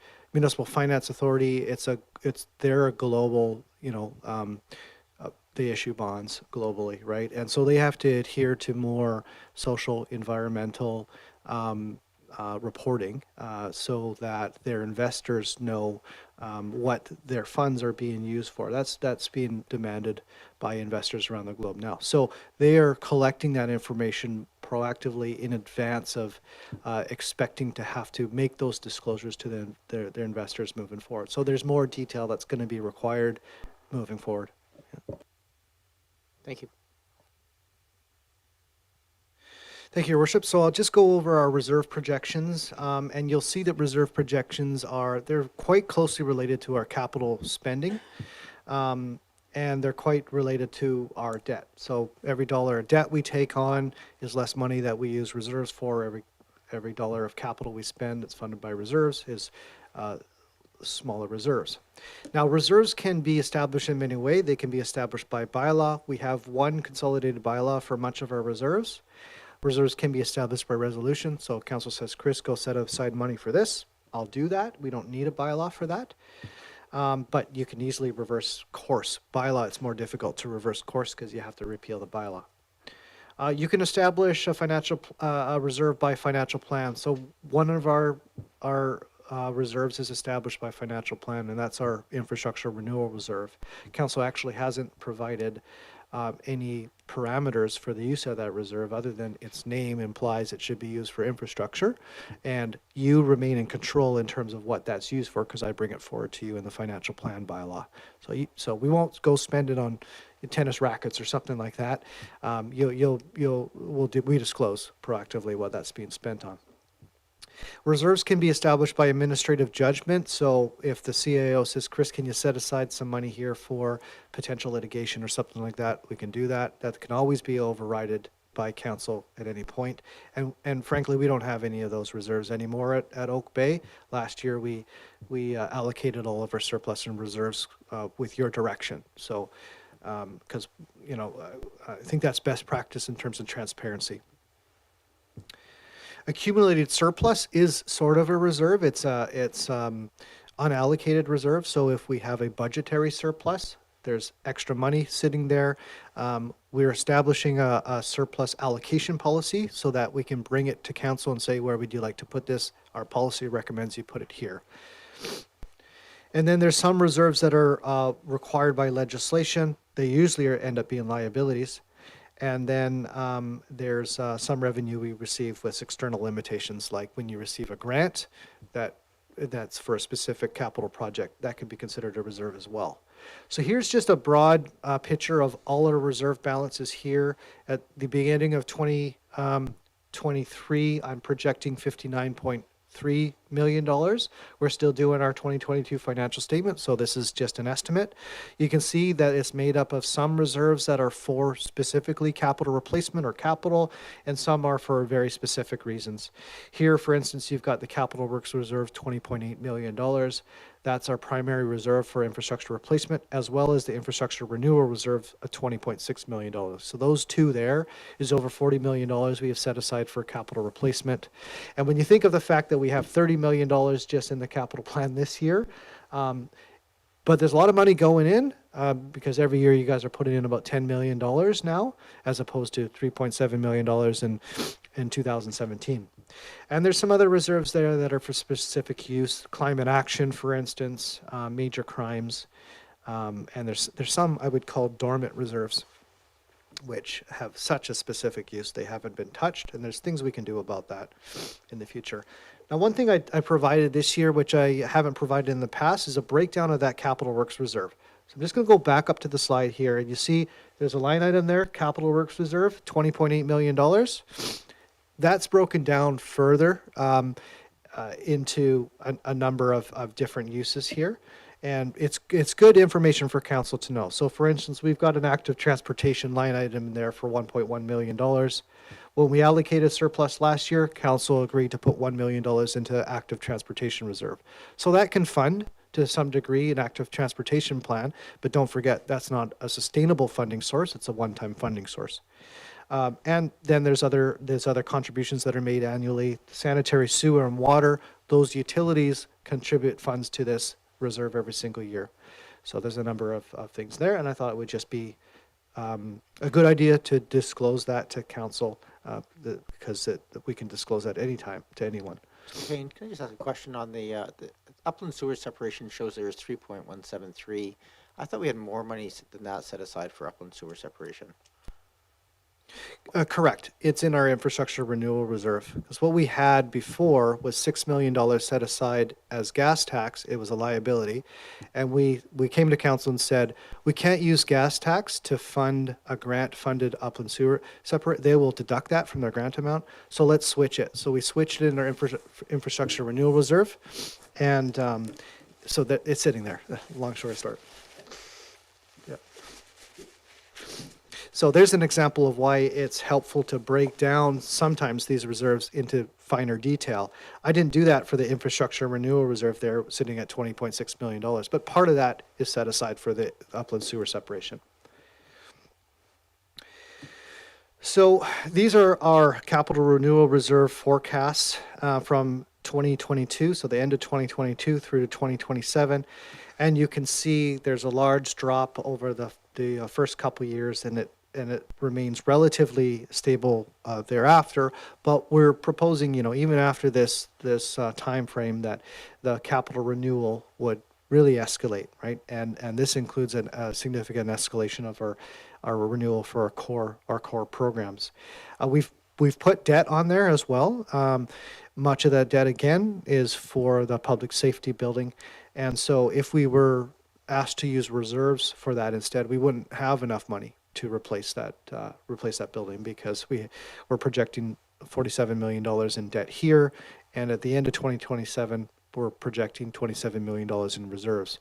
You can always borrow from reserves, so if we want to use our our heritage reserve to help pay for our fire department or our public safety building, we could do that, but we have to pay it back. That's the legislation. So there's only so much that we can do without debt in that case. Mr. Paine, can you just remind us because the Heritage Reserve is not for heritage. Can you just remind us what the Heritage Reserve is? Then I'll go to Councillor Patterson. We should just rename it, Your Worship. It's proceeds from a development, and so it can be used for development, essentially. It's capital works for future development. Thank you. Councillor Patterson. Thank you. And to Director Paine, just to step back, what you said, we have the ability to actually borrow from between funds if we choose to, but there must also then be the repayment schedule, and that schedule is with interest. Your Worship, an excellent question. And in fact, we are proposing to borrow about $500,000 from another reserve to pay for the replacement of our fire apparatus, because we don't have enough in our fire apparatus reserve. So we do have to pay that back with interest. And the interest is how much interest would you have earned on that balance had you not borrowed from there? And so borrowing from your own reserves, this is counterintuitive. It can be more expensive than borrowing from the MFA. We can borrow long-term from the MFA for 3.5%, but if I'm earning 5.5% in my investments, I am having to pay more to borrow from our reserves. So great question. Thank you. I'm just going to make a reminder, it's 7:34 right now, so at the conclusion of this general overview, before we get into the asset pieces, I'll open it up for the public, anybody. So if you're on a Zoom call, you can hit the raise hand through the reactions tab, or if you're calling into the 1855 number, you can hit *9 at this time. Your hand will pop up, and we'll get to you in a few minutes here. Thanks. Please continue, Mr. Paine. Thank you, Your Worship. I got this one last slide and then one more general overview comment. Then we'll talk about revenue or however that moves. So I just wanted to tell Council there are a couple changes pending to the next version of the financial plan.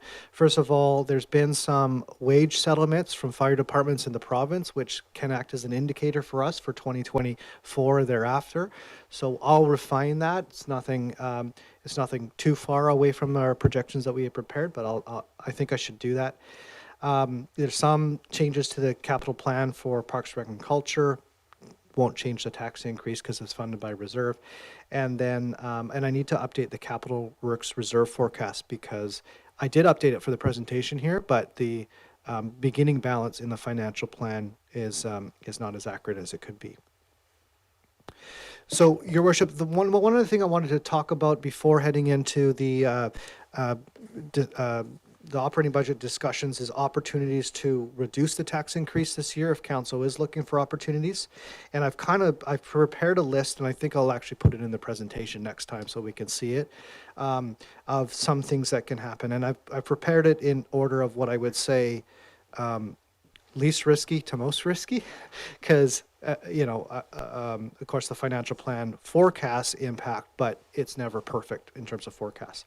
We haven't integrated our non-market change revenue into this. We'll talk about that in the revenue discussion. Non-market change revenue, we recommend a principled approach to that use. It comes from new properties in the district. So if you have new properties, you got new tax revenue. And the idea there is if you got new properties, there's going to be new costs to serve those citizens. So you should use the new revenue you receive from that to pay for those new costs. Those costs, they often are infrastructure, but they also are operating costs. So, I use a broad example. Let's use a growing community such as Langford as an example, where the population has doubled over a certain amount of years. Well, you're going to expect that you want to increase protective services at the same rate of population growth over there. So you want to use your non-market change revenue to fund that, which is an operating expense. So Council has an opportunity here, and it would be a principled use of non-market change to use $140,000, which is my projection, to offset, let's say, the protective services increase this year. There's a staffing request in there. You could use it to offset the staffing requests in the community building and planning, or you could use it to offset the increase to our infrastructure, or what we've done in previous years is actually add to our infrastructure transfer. So those are all options. But ultimately, there's $140,000. It's almost a 0.5% tax increase that could be applied to reduce the tax increase. We've also budgeted conservatively for our building and permit revenue. We think we've budgeted conservatively for it. I think our building permit revenue is mainly constrained with how many building permits our building inspectors can issue, really, and we've seen the timeline for that grow because of the volume. But there's opportunity there because the value of properties have gone up and the fees are based on value, and there's some pent-up demand. And we see this year, for instance, we beat budget by about $100,000, and so I'm recommending that we could increase those revenue forecasts in the budget by $50,000, and I don't think that's terribly risky. The risk is with more volatile revenues is that if they go down, then they necessitate a tax increase in the future, which is why CFOs are hesitant to increase it. There's also refinement to one of the new staffing requests in the Park and Rec and Culture Department division. The details behind that would be an in-camera discussion, but there's essentially $50,000 that can be removed from that. So all in all, that's almost a 1% tax increase that council could choose if you give us direction there. Now there's all sorts of things you can do outside of that, right? You can choose to reduce your infrastructure levy, the proposed infrastructure levy increase. You can choose to not approve the new staffing requests or defer some of the approvals of those requests. You could tell me to not increase funding at the forced growth rate that I'm recommending, and I would caution against that because I would say it might be small, but it could be construed as a service cut to do that. But those are options that you can do. So and those are, I would say, on the riskier side of the options. But I thought I would discuss those. So, Your Worship, that concludes the overall presentation, and the next discussion point in the deliberations will be a brief revenue discussion. We can pause here for further questions, or I can go right into that. Well, I just think we don't have a lot of people online on the Zoom, so I'm not expecting, and usually our first budget meeting, we don't have a lot of public input, but I want to make the opportunity available for people just so that I stick with my timeline that I said at the beginning, around 7:30. 7:40 right now. So if anybody is online, and I have my my Zoom up here on my device, you can raise your hand. Again, there's a reactions tab that you can use to raise your hand within the Zoom app, or you can call into the, if you've called into the 1-855 number, enter the meeting ID and passcode, and you hit it's *9, not #9. We've had that mistake made in the past, so it is *9 to raise your hand. I'm just going to give people a minute to do that. But you know what? I don't think I need to wait. You can continue your conversation. If I see hands pop up in the next 5 minutes, I will just ask you to stop, and we'll go and take those questions or comments. So please continue, Mr. Paine.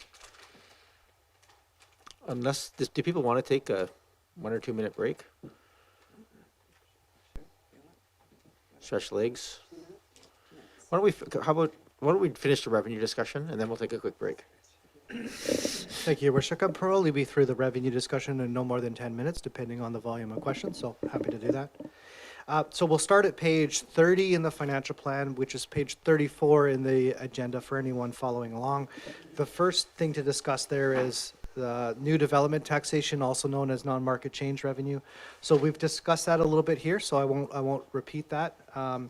We're still waiting for final numbers from BC Assessment, but I'm projecting about $140,000 that can be used to offset projected increases or increase our transfer to reserve for infrastructure.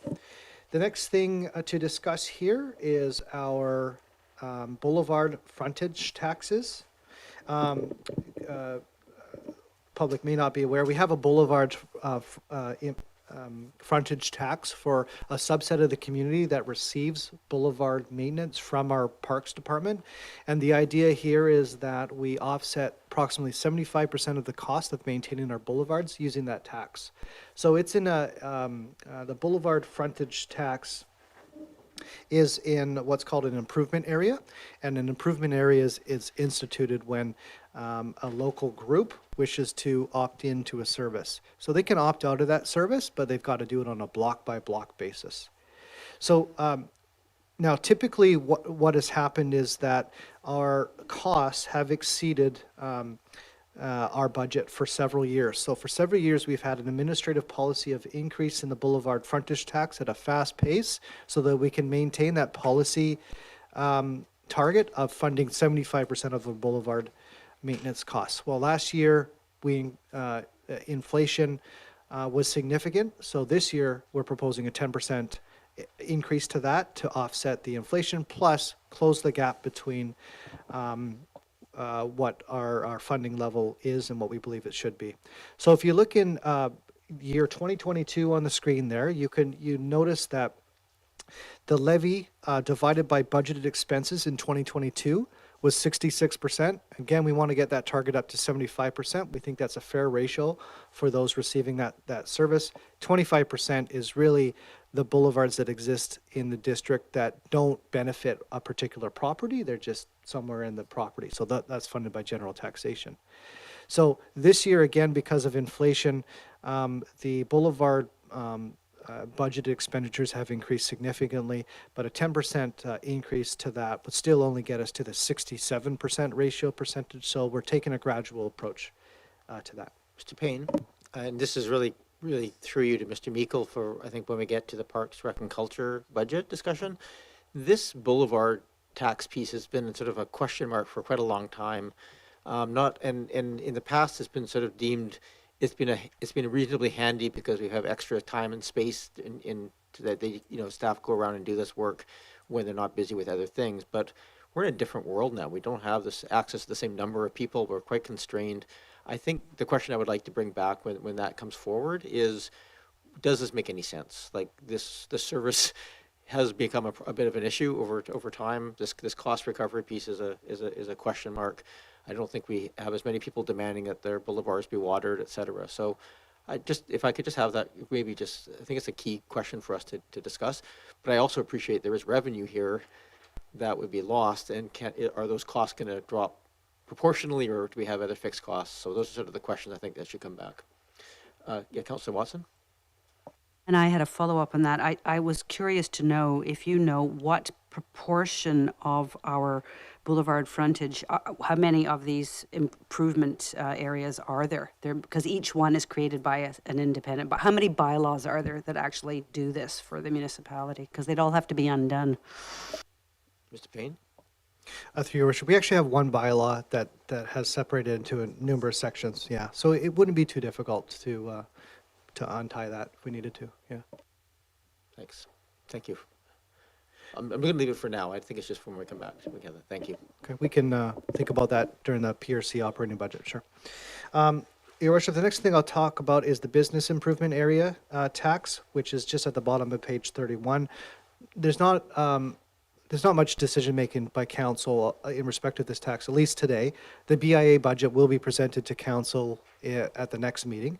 Again, the BIA is part of an improvement area, so the folks that are in that area have opted in. Some folks would choose not to opt in, but by majority, they've opted in. And the bylaw sets a maximum levy that can be levied, which is $500,000. The current levy doesn't come close to that, but council still has authority every single year of approving the budget. So when the BIA comes to council, and if council is not satisfied with the budget, they think then you can decline that, or you can direct that the budget be revised. Thank you. Councillor Braithwaite? Sorry, just to follow up on that, is that $500,000 over the 5 years, or is that $500,000 a year? Through your worship, you're making me doubt myself, but I thought it was by year. But you could be right. But yeah, well, if I had to take a bet, I would think it's maximum 500,000 per year. So I'll have that question answered next week when they come to present. Thank you. Thank you. Points for stumping the CFO. So Councillor Braithwaite is ahead. Okay, moving on to page 32, and in this page we discuss grant in lieu of taxes as well as 1% utility revenue. We receive a grant in lieu in taxes from the federal government in respect of federally owned properties.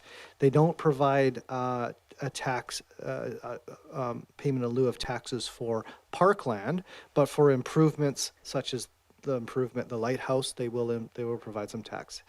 It's minimal. UVic also provides a grant in lieu of taxes. That grant in lieu is not prescribed by legislation, whereas the federal one is. They essentially, the provincial government will set a budget for how much money they want to give to municipalities with the university in it, and that budget is split up by the assessed value. UVic has seen some construction over the last couple of years, so there's been a $20,000 improvement in that. But compared to what we would be able to tax for if it wasn't exempt, it's 4 cents on the dollar or so. Councillor Braithwaite, do you want 2.1. Thank you. This is always the bane of my existence, this grant in lieu of taxes for the University of Victoria. I'm glad to hear that it could go up possibly by $20,000 this year, because that probably is even a smidgen of the cost that it is for us even to do our contained spaces training from the fire department. So again, I always, every year I ask that we write a letter to the government to ask that that be increased to at least cover the cost that we actually see from having to police and fire this area. So that would be my ask to the mayor, to send a letter again this year. We can do that by resolution or committee of the whole. Go ahead, Councillor Green. Thank you. And following on Councillor Braithwaite's comments, Mr. Paine, I don't believe I've seen that assessed property value before on the land. This is a new figure to me, so it makes this issue even more kind of shocking. So anyway, just a comment, but thank you for detailing that. That's helpful. Thank you. Thank you, Your Worship. And I must say, my intent behind publishing the assessed value and the fact that we only really recover 2.1% of what we would under the regular taxation system, it's not to shock council, but it's to demonstrate the significant investment that this community makes in higher level education, and Oak Bay should be recognized for that contribution. The next revenue piece is on the next page, page 33, and that is in respect of 1% utility revenue. Essentially, there's a bunch of utility companies that operate within our district. They have pipes in the ground that have an assessed value. They don't pay property taxes on it. Instead, they pay 1% of the gross revenues that they earned within our district every year. And they tell us in advance, so it's very easy to budget for. And it's subject to legislation, so not too much council decision making in there. Moving on to user fees. Our main user fees, other than Parks, Rec, and Culture, would be our sewer and water user fees, as well as our solid waste user fees. Council may recall those user fees are discussed in November. So the water utility, the sewer utility, and the garbage utility budgets are presented to council in November, and that establishes the fee, so we can charge it starting in January 1. I've described in here how the user fees are charged, and that's a policy decision. There's lots of options there. I've heard comments from council that a synopsis of how our utility fees are charged would be helpful on our website. I haven't forgotten that. A little snippet for our but we are undertaking a utility user fee review right now, so I'll make sure it gets into that project. Councillor Braithwaite, you had a question? Yeah, through you, Mayor. If you could remind me, the user fee, the fee that goes onto our taxes, there's been conversation around this table in the past that perhaps we could take some of the user fee that goes on our water bill and transfer it over to our taxes, so that people that are in a position to be able to defer their taxes would be able to do that, and it wouldn't be such a big hit on them throughout the year. Can you maybe touch on that, and because I'd like to see that discussion come back to the council table at some point. Go ahead, Yeah, Mr. Paine. through your worship, council will be provided with that options in the utility billing policy review. And I think what Councillor Braithwaite is referring to specifically is the Capital Regional District user fee. And council elected to charge a sewer user fee to recover the operating costs of the Chloride Area Liquid Waste Treatment Plant. Say that 5 times fast. Whereas the capital and debt costs are recovered via the taxation. And yeah, council can revisit that, and we'll be given an opportunity as part of that project. Councillor Green? Thank you. And again, following on Councillor Braithwaite's comments, that is becoming more of a topic of conversation on the street, Mr. Paine, about these high utility costs and the inability for people who defer their taxes, the inability to defer some of that. So I think it is a conversation worth having, and it's coming up more and more often. And when we speak, when we look to questions around equity and ability to pay and so on, these are, these are important questions on thresholds and so on. So thank you. Thank you. Go ahead, Mr. Paine. Thank you, Your Worship. Just want to touch a bit on the grants. Page 35 of the financial plan, 39 of the agenda. Much of these community grants there's just a formula that the province provides, so we don't have a say in there. But one thing I wanted to highlight is the inclusion of the new local government climate action program grant in the amount of $146,000. That's what we received in 2022. Contacted the ministry. They said we would receive something similar this year, probably. So I've budgeted for that, but I've also budgeted an offsetting transfer to the Climate Action Reserve because those funds have to be used for that purpose anyways. But that's a significant improvement from the $30,000 in the Climate Action Revenue Incentive Program grant that was in previous years. And it provides council with some opportunity for climate action funding. And Your Worship, we also have outlined on page 36 or 40 of the agenda the gas tax projections to 2024. The agreement between the UBCM and the federal government comes to an end in 2024, so we don't know what it's going to look like in terms of the value or anything like that. So we've projected it out then. Now in the 2025 through 2027 in the financial plan, I've assumed a similar contribution, but it's really uncertain. I would not expect the federal government to stop with those contributions, but how it looks when it's distributed, I don't know the answer to that. Councillor Watson, and then Councillor Braithwaite. Thank you. I just wanted to back up to the local government climate action program grant, which is, as you point out, has replaced one we had before, which was had a different formula. What was the formula used to allocate the new amount to us? Your Worship, you'll have to forgive me. I'll have to come back with the answer to that. I suspect it's a per capita thing, but I'll come back with that answer. Thank you. Thank you. And then Councillor Braithwaite, then Smart. Thank you. My question is actually around the investment revenue. Are you going past that? Or are you going? Yeah. Okay.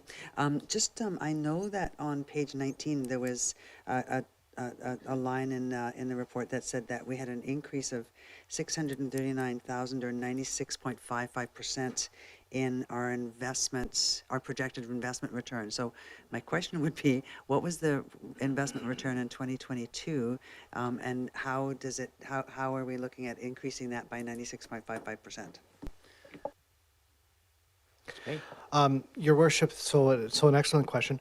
The bond yield in the market saw a historical swing in all of history. So the bond yield at the bottom of 2022, I believe, and the height of 2022, that swing has never been experienced before. So we had some pretty conservative investment revenues that turned out to be quite pessimistic, and we exceeded those. And so we've, again, this is a unique quality of the financial plan for Oak Bay. We take some care to actually forecast our investment returns because they dictate how much money is going into our reserves. So this year we're projecting $1 million going into our reserves just from investment. And so that takes off a lot of the pressure for your sustainable infrastructure. And I like to be able to forecast what our reserves are going to look like 5 years using that. We estimate that 61% approximately of the investment returns that we earned last year go into reserves because we're required to any investment returns that earn from the reserves has to stay with reserves. That's the legislation. So when we increase the budget in the financial plan for investment returns, typically that's offset by a transfer to reserve because it goes to the reserves. But it's still useful information and it's hopeful information. And that's one other thing I was going to mention about the district's decision in terms of proactive reserve contributions versus debt financing. Our investment returns can really act as a hedge against unit rates for infrastructure going up. So for instance, some of the long-term funds in the Municipal Finance Authority are earning upwards of 6% every year. So that would offset a great deal of inflation for infrastructure replacement had we, been maintaining high reserves.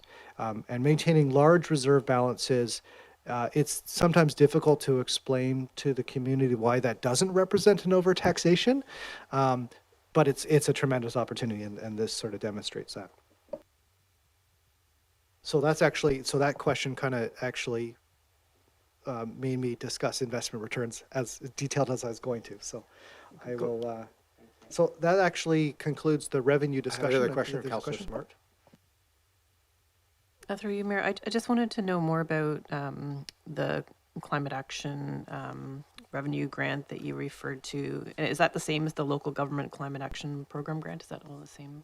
And are there, when that money comes in, does it go into a specific reserve, and are there conditions about when it needs to be spent or what it needs to be spent on?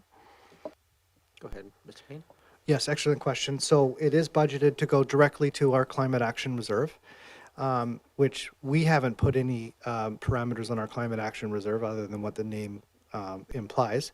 But that program specifically says that spending from that money must be used on the BC climate action, I forget what it's called, framework.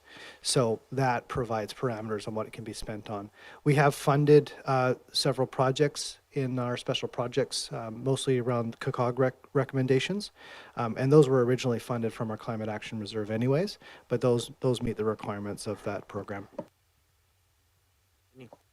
Would this be a good time then to bring up, and maybe it's for next meeting when we talk about capital, but there was a climate action recommendation number 4 that in this report said was not yet tied to any funding on page 134. And I was just wondering, and maybe that's a discussion for next meeting, but.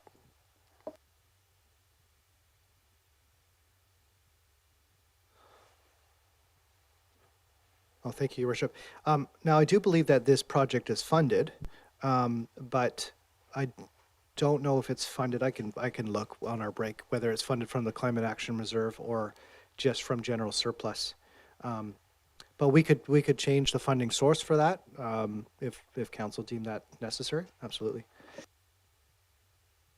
Thank you. Go ahead, Councillor Patterson. Yes, thank you. And for the funding, is there any requirement for monitoring, tracking GHG emissions, so that you understand the benefit that the money has been used for or allocated to? Thank you. Mr. Paine. Yes, Your Worship. That's a requirement of the program, so we have to report out on it. We do have some of that reporting done. We had been doing some of that reporting on our CARE-up, so hopefully the capacity we use to do that can continue. I haven't looked specifically at how detailed that requirement is, but certainly that's a requirement. Go ahead, Councillor Patterson. Just to follow up to that then, could those monies be used to enhance or establish a program of identifying GHG emissions and monitoring them annually, or software related to, or anything like that? Yeah. Mr. Paine. Through Your Worship, I'd have to confirm for sure, but my sense is absolutely. I think it might be helpful just historically when we had this very started with the carrot pieces and we were able to use basically fund ourselves when they stopped doing the grant originally. We were able to pay essentially ourselves the carbon tax benefit to ourselves and put in a piece, and we used those really for projects that we couldn't justify funding on a cost recovery basis. So they had a net greenhouse gas impact, but they may not say have reduced gas consumption by enough to cover the cost over its lifespan. And so that was sort of a philosophical decision to sort of say, okay, we'll always fund things that have a payback for themselves, but for things that don't have a payback, that's where we use those grants to kind of make up the difference essentially on those. So it was philosophically that was done in the past, but I appreciate the answer that we have to justify it now, but there isn't quite the same requirement. All right, I'm just we'd be at this point. It's 8:02 or 8:03. If we can get back here by 8:07, 8:08, then we can start kick off our rest of the meeting.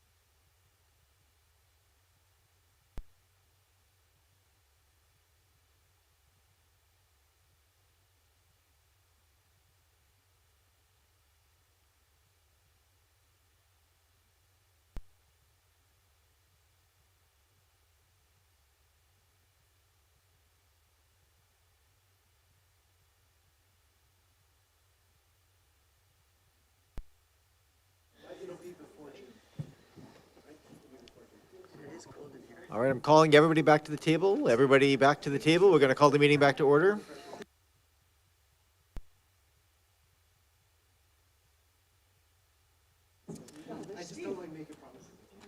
You're hiding in the back room, Steve? You're not allowed in the big, it's like the kids' table. Aw.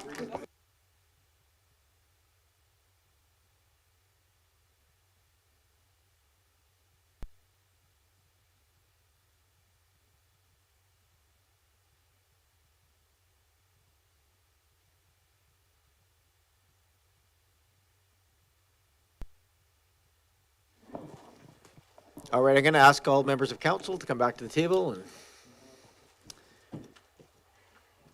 thank you very much. We'll call the meeting back to order. Mr. Paine, we still have things to get through. We've had the asset management reserves discussion. We've had 3.3, the revenue discussion. And so we're really getting to the operating budget summaries. So I understand procedurally you're going to use the shared screen to scan to the appropriate places in the financial report. So people at home following along, he'll list out the pages that he's on so that you can follow. And or if you're on Zoom, you can see it there as well. But on the live stream should also be showing the sections. So welcome back, and let's get into the corporate administration. Then with the corporate administration operating budget, that begins on page 38 of the financial plan, or page 42, I believe, of the agenda. Typically, this seat here is the hot seat for the director, which the budget is in respect of. But the corporate administration it's an interesting budget. It involves several department directors for several different divisions there. So, and they're all in the room in different places, which is fun. So the process that I typically undertake for operating budget discussions is I will describe the operating budget. I'll describe some of the accomplishments that were achieved using the budget from last year, some of the accomplishments that are planned for this coming year using that budget. And then I talk about some of the budget variances and discuss there. And then council can ask any questions. Of course, council's welcome to answer any questions as we move along. So if you don't corporate mind, Mr. Paine, I'm just going to also just make an offer. Again, this is the point where I think as we delve into some of the operational needs of these various things, just ask questions. I think all of us sometimes need a bit of a refresh and reminder of what's going on, but I think particularly for the newer councillors, this is an opportunity to get a sense of what operationally goes on in some of these areas. So please continue, Mr. Paine. Thank you. And to demonstrate how diverse this operating budget is, I'll describe it briefly. It includes council's budget. It includes strategic initiatives, corporate administration, legislative services, essentially, human resources, communication, archives, and it also includes our risk management budget. So we put the legal budget as well as the insurance budget in corporate administration as well. So again, I don't endeavor to list all of the achievements in the department, but highlight some on a high level. And certainly there's lots to discuss beyond what I have to say. So in 2022, you may recall, there was an election. That was a significant undertaking by the department. And one of the things we wanted to highlight, and I have a vested interest because it involves finance as well, is the significant increase in job postings last year. So we're looking at a 50% increase in job postings from last year. Onboarding, offboarding is a tremendous undertaking by a department. And there's also significant knowledge that employees need to undertake as part of that onboarding process. So that's really exceptional. There was a large expansion of our safety training and our OH&S program in general, and we're seeing evidence of the impacts of that, very positive impacts, such as a reduction in our organizational WCB levy. And then this division established the council priorities process, which has been refined over a number of years, but really, I don't want to say perfected, but really well established for this council priorities. And the department undertook marina lease negotiations as well.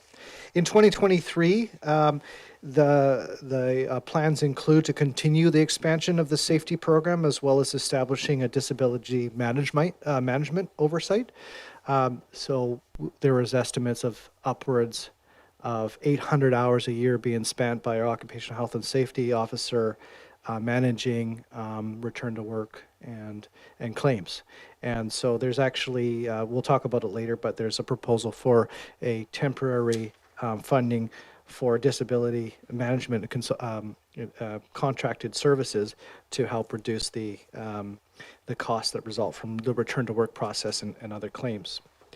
The department also plans to embark on Indigenous competency training for council and staff, refresh the district's website, establish the terms of service for the accessibility committee, continue the work on the 2023 to 2026 council priorities plan, as well as establish an options analysis for the marina, which includes seeking input from the Songhees and Esquimalt First Nation. And as well, the district is expanding its grants administration under one of the new positions in the financial plan, the Deputy Director of Strategic Initiatives. So in terms of the budget and the variances there too, I'm just going to, there's a question from Member Council. Sorry, Councillor Patterson. Yes, thank you, Mayor, and through you to Director Paine.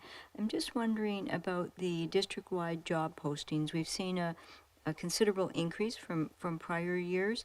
Can you speak to whether that is postings that are because of attrition of staff or changes, just the rationale behind it? Do you want to take that, or should I ask Ms. Donnelly, who I believe is online? Why don't I go to Ms. Donnelly, who I believe is online, if you can maybe answer that question. Thank you. Can you hear me? If you could speak up just a little bit. Okay. Hello, can you hear me? We can hear you. Okay, so a large, big part of the number of job postings was because as a result of COVID, we shut down, especially in our rec facilities, and a large part of the postings are from the recreational centers, and that was to kind of build back up, and we actually lost a number of staff through that, and so that the recreational area is the largest part of the job postings. We went through quite a turnover in our leadership group as well. We've actually spent a better part of the year trying to fill, a major number of senior leadership positions. So I guess it's a stark contrast, but because of COVID, we weren't issuing the same number of job postings because we just didn't. We didn't have, we had a lot of these centers that were closed. So it was about building back up, really. Thank you. Go ahead, Councillor Braithwaite. Thank you. And also an HR question too. Can you just remind us how many people are in our HR department? We have 3. Thank you. So, we have 3 in corporate administration, and we have one in 1.5 in recreation. They report directly to the Director of Parks and Rec, and they handle a lot of the sort of job postings and support with recruitment and some of the other HR transactional areas. Thank you. Please. Oh, thank you. Thank you very much, Ms. Donnelly. Back to you, Mr. Paine. Thank you, Worship. So we'll discuss some of the budget variances. You're looking at a pretty status quo budget in terms of it's just forced growth that's been applied to it, with the exception of the introduction of the Deputy Director of Strategic Initiatives position. The funding for that position was largely approved in the 2022 financial plan when council had approved some unallocated staffing funding and to be prioritized by the CAO. And that was the position that came out of that. There's also an additional communication specialist positions listed in the schedule here of positions. That's funded from our infrastructure renewal reserve, so there's not a tax increase attached to that. That was approved in June from council when the significant expansion of our infrastructure replacement was approved, and the positions were approved by council at that time in June. Oh, sorry, I went too far. Pardon me. There we go. So just looking at some of the variances and some of the line items here. In the risk management line item here, we discussed the rising costs for legal budget for property insurance and for liability insurance. So those are the main cost drivers for the 13.9% change there as well. And in the human resource division, we've integrated the GVLRA levy increase from 2022. So there's no GVLRA.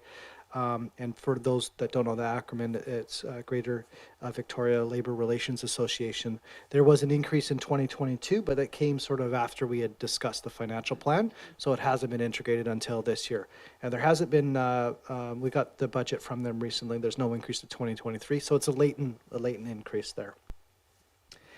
In terms of the grants and fee for service line item, generally we've increased grants by 2% in the budget. That's kind of what council had approved in the 5-year plan last year.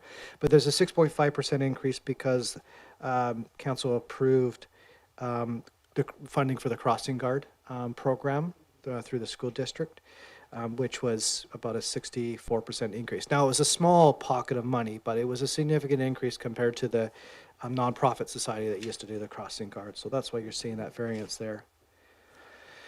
And Your Worship, that's really all the comments I have to add to this operating budget presentation, but if you have any questions, be more than happy to answer. Are there any questions on this portion? Go ahead, Councillor Appleton. Thank you, Your Worship, and through you to Mr. Paine. Mr. Paine, you alluded to that the Deputy Director of Strategic Services was largely funded, and I'm just kind of looking for a little bit more information on sort of what largely constitutes. Are we talking about just year-over-year growth increases, or what largely constitutes what percentage year-over-year or into this budget? Paine. Thank you, Your Worship. There was $150,000 set aside in the 22 financial plan for unallocated staffing, and the approximate cost of this is 170 grand, so 150 of 170 grand. So essentially 20 grand that wasn't specifically approved. Go ahead, Councillor Appleton. Thank you, Your Worship. So just to follow up and excuse my lack of memory on that, because I do remember the reallocation, but that was not, obviously because of the way that it's being captured, that's ongoing staffing resources being reallocated into this role. It isn't a, essentially it's not a temporary line item. It's ongoing funds related to human resources that have been reallocated from other discontinued positions, as I recall, or reprofiled positions, if I recall that correctly. Through Your Worship, it is ongoing funding, but it's not reallocated from existing resources elsewhere. So in the 2022 financial plan, in the 2023 column, we had $150,000 in additional staffing. And so you could say it's been reallocated from an unallocated source, now allocated. Thank you. Are there other questions in this portion? Okay, thank you. And then I guess we're moving on to facilities. Is that the? Yes, Your Worship, we'll move on to page 42, administrative and residential facilities. Which is on page 46 of the agenda. I will admit this operating budget is a little bit weird. It's a little bit undeveloped. We have been establishing a corporate facilities function since last year, and we were able to fill that position halfway through last year. And so roles and responsibilities around facilities is still being somewhat defined. There is facilities functions embedded in certain departments. Parks, Rec, and Culture has a robust historical facilities function, and there are facilities budget embedded in other departments like the Protected Services Building, Public Works Building, et cetera. So this is kind of a catch-all, and not all roles and responsibilities have been clearly defined. But we wanted to establish transparency for this.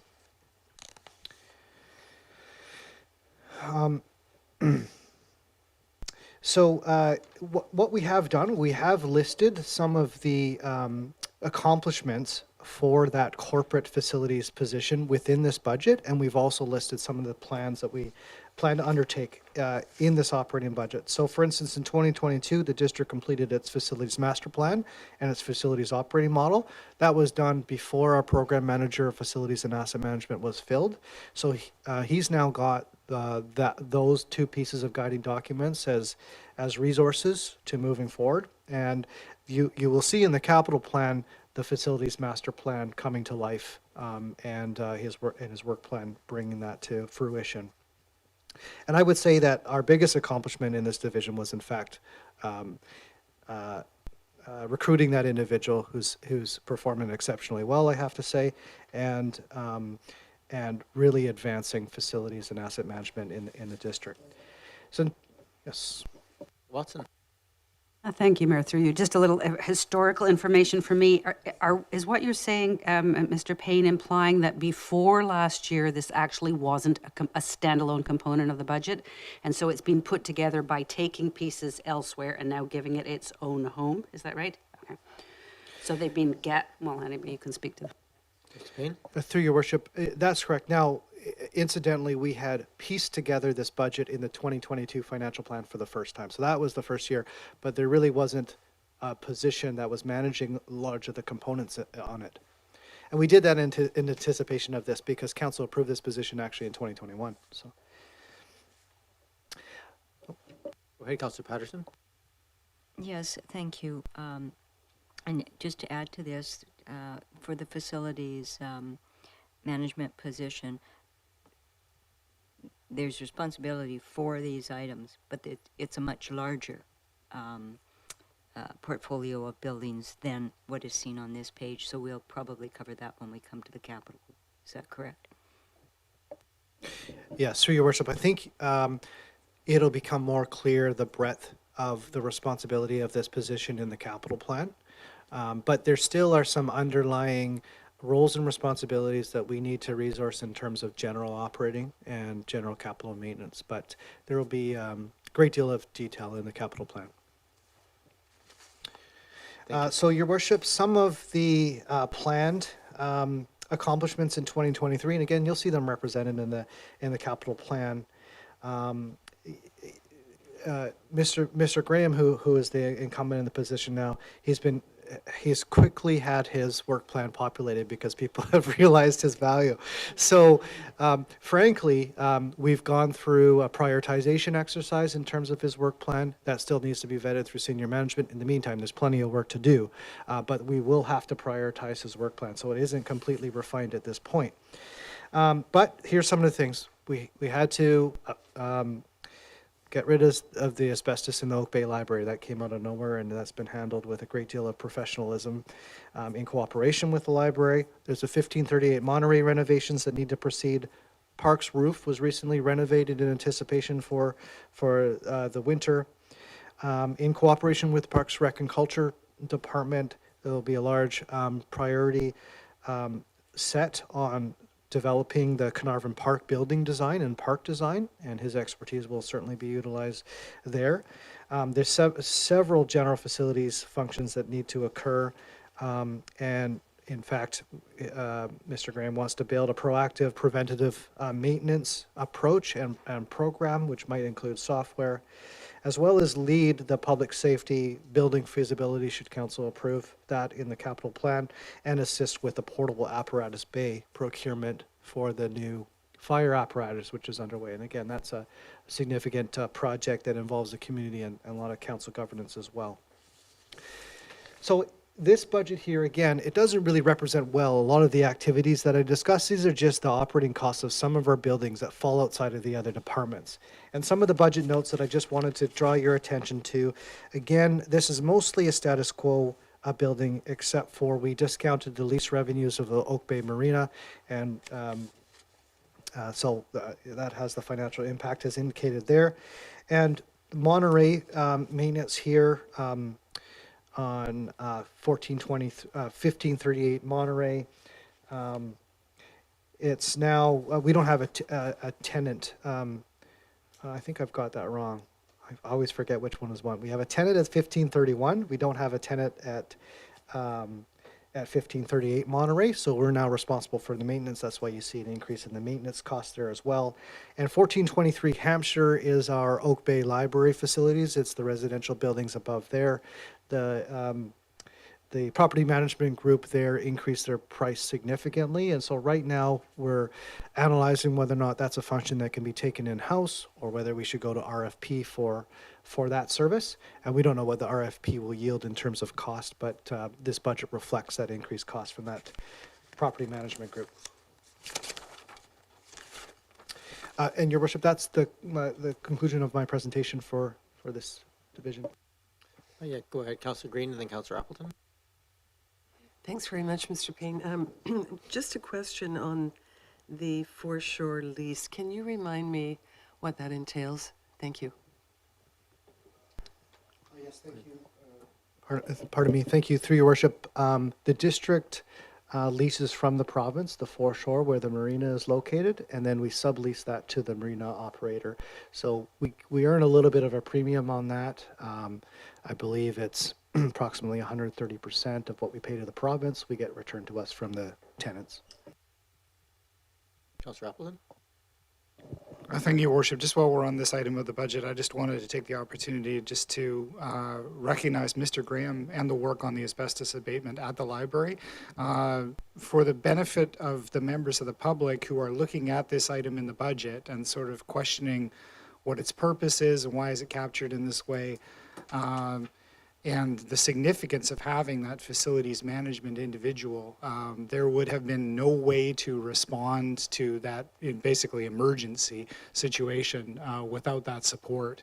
So, I just wanted to take the opportunity to recognize this. This very much to me shows a real direct connection between staff identifying a need, council supporting that need, having that capacity, and that capacity being drawn on essentially immediately upon that, upon that person starting. We're very fortunate to have that in place.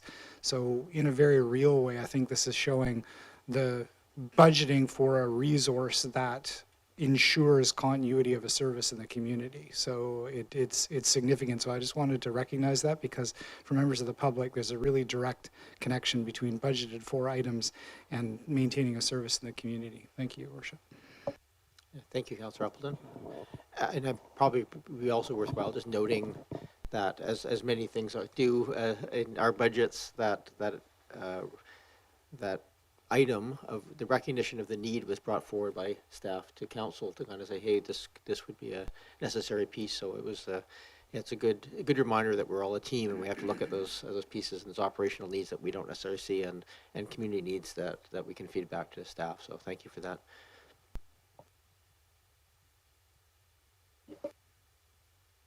Thank you, Your Worship.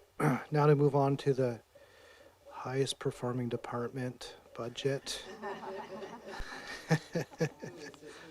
I'm just kidding. In all humility, I am humbled by my peers. The Finance and IT Department budget begins on page 45, page 49 of the agenda. This division, I'm just going to scroll to the top here. This department manages a couple divisions: the Finance Department, the IT Department, Parking Enforcement. Also now includes asset management. Incidentally, Mr. Graham's salaries are integrated into this budget as well. Not that that particularly matters. In 2022, some of the accomplishments in the Finance Department, we really spent a significant amount of time developing internal standard operating procedures. Much like many of the other departments, the labor force, workforce challenges hit us hard. We still have several vacancies, and it became apparent that the knowledge transfer that was required to effectively carry out our duties needed to be embodied in SOPs. So we established SOPs for utility billing. That's part of the utility billing process review, property tax, parking enforcement, and other crucial processes. We recruited an excellent deputy director of finance. I'm going to have a bit more holiday time, hopefully, as a result. We're happy about that. We developed the first draft of the surplus allocation policy, and last year was the first year that we allocated our surplus. So we'll bring that to council shortly, hopefully before the financial statements are adopted. And we developed the first draft of the debt management policy, hopefully before the first draft of the financial plan is adopted. Cross your fingers. In 2023, we'd like to complete the utility billing process review. It's really extensive because it's not only policy decisions to be made by the council, but it's integrating several interdepartmental process adjustments between us and Public Works and streamlining much of the work that goes into that. We want to embark on the comprehensive asset management plan. In line with that, scope out our asset management software, as well as establish project management governance framework, since we're embarking on a very large expansion of our infrastructure program and the projects that follow thereafter. To talk about some of the variances in the financial plan, which are page 48, 52 of the agenda. I've got it before you here. Again, a fairly status quo budget. There are some additional staffing here, but not impacted by taxation. So when I go to the schedule here, a number of movements here. We created an assistant accountant position that's funded from the infrastructure stream. The idea there is that's to offset the financial reporting conducted by the deputy director, and therefore the deputy director can do the financial planning currently undertaken by the director, which leaves room for asset management capacity.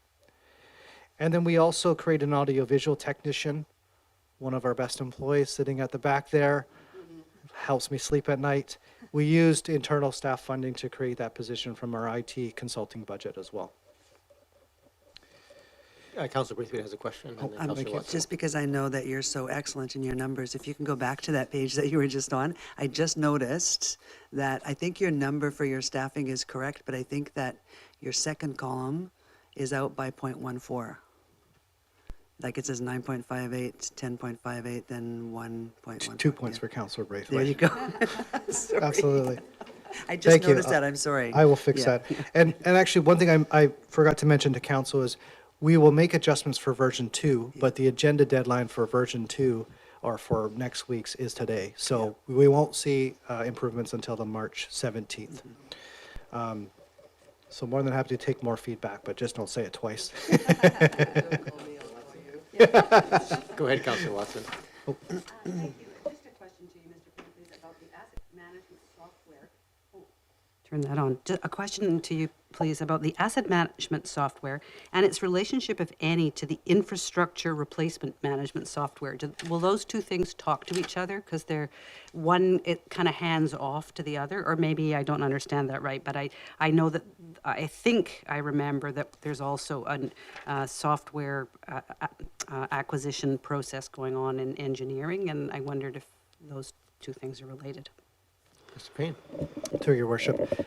Yes, any infrastructure replacement component would be part of the larger asset management software. In Public Works, they're also looking at a work order management software that also would be included in the asset management. Now, there's some interim solutions that Public Works is looking at, but ideally, we've got one software solution that covers all those needs because they are highly interrelated.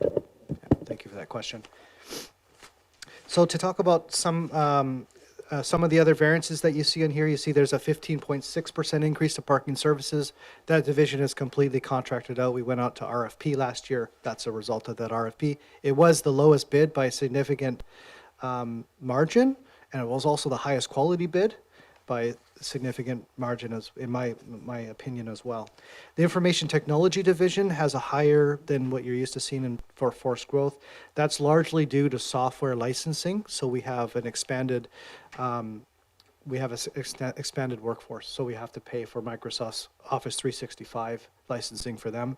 Our information technology consulting contract has actually stayed flat. I'm not sure how. I hope they're not listening, but it's actually stayed quite flat. But the licensing that we have to pay through them to Microsoft is by volume, so that's gone up with our workforce. So that concludes the presentation for finance and IT. Thank you, Mr. Paine. Are there other questions for the finance and IT portion of this?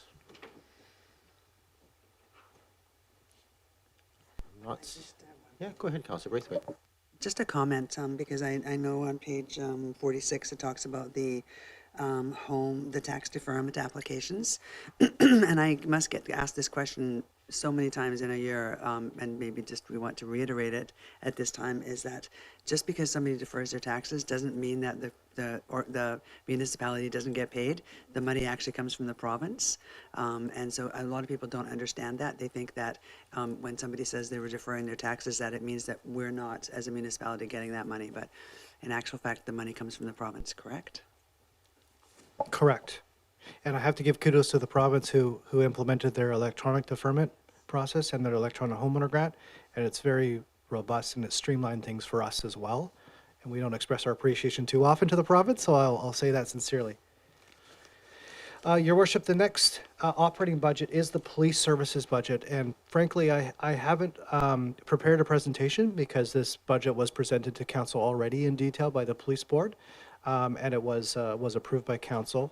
And in fact, if any changes were to be done, they've passed the statutory opportunity to do that. So I will just ask if council has any questions of the chief. He's here to answer that, but otherwise I haven't discussed the budget.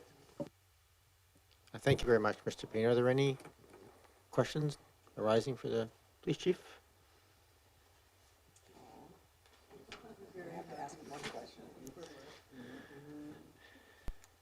Thank you, Chief Fisher. If we have any questions that people think up, I'll come back to you on that one, but we'll move on to the next item. Thank you, Your Worship. The one thing I will say about the police budget is to remind council that the increase doesn't include forecasted collective bargaining increase, which is integrated into a contingency budget elsewhere in the financial plan. You may ask a question, please. Only because he's been sitting there for so long, Chief Fisher. Can you just touch a little bit on the, because this also came up recently, is the programs that the police, because I don't see it under accomplishments or anything on here, but the programs that the police do with bicycling safety at the schools, because I believe that you still do that, correct? Chief Fisher? Thank you, Councillor. Yes, we do still do that. This year, we've been quite active in that, both from a bicycle safety perspective, but also from a pedestrian safety perspective for the youth. Given, you'll see we had an increase in pedestrian accidents, not so much with the youth in the municipality, but a significant increase for there. So there's a very good program that we do in conjunction with ICBC at the elementary and the middle school this year that Constable Mashrigi and a couple of us did with them.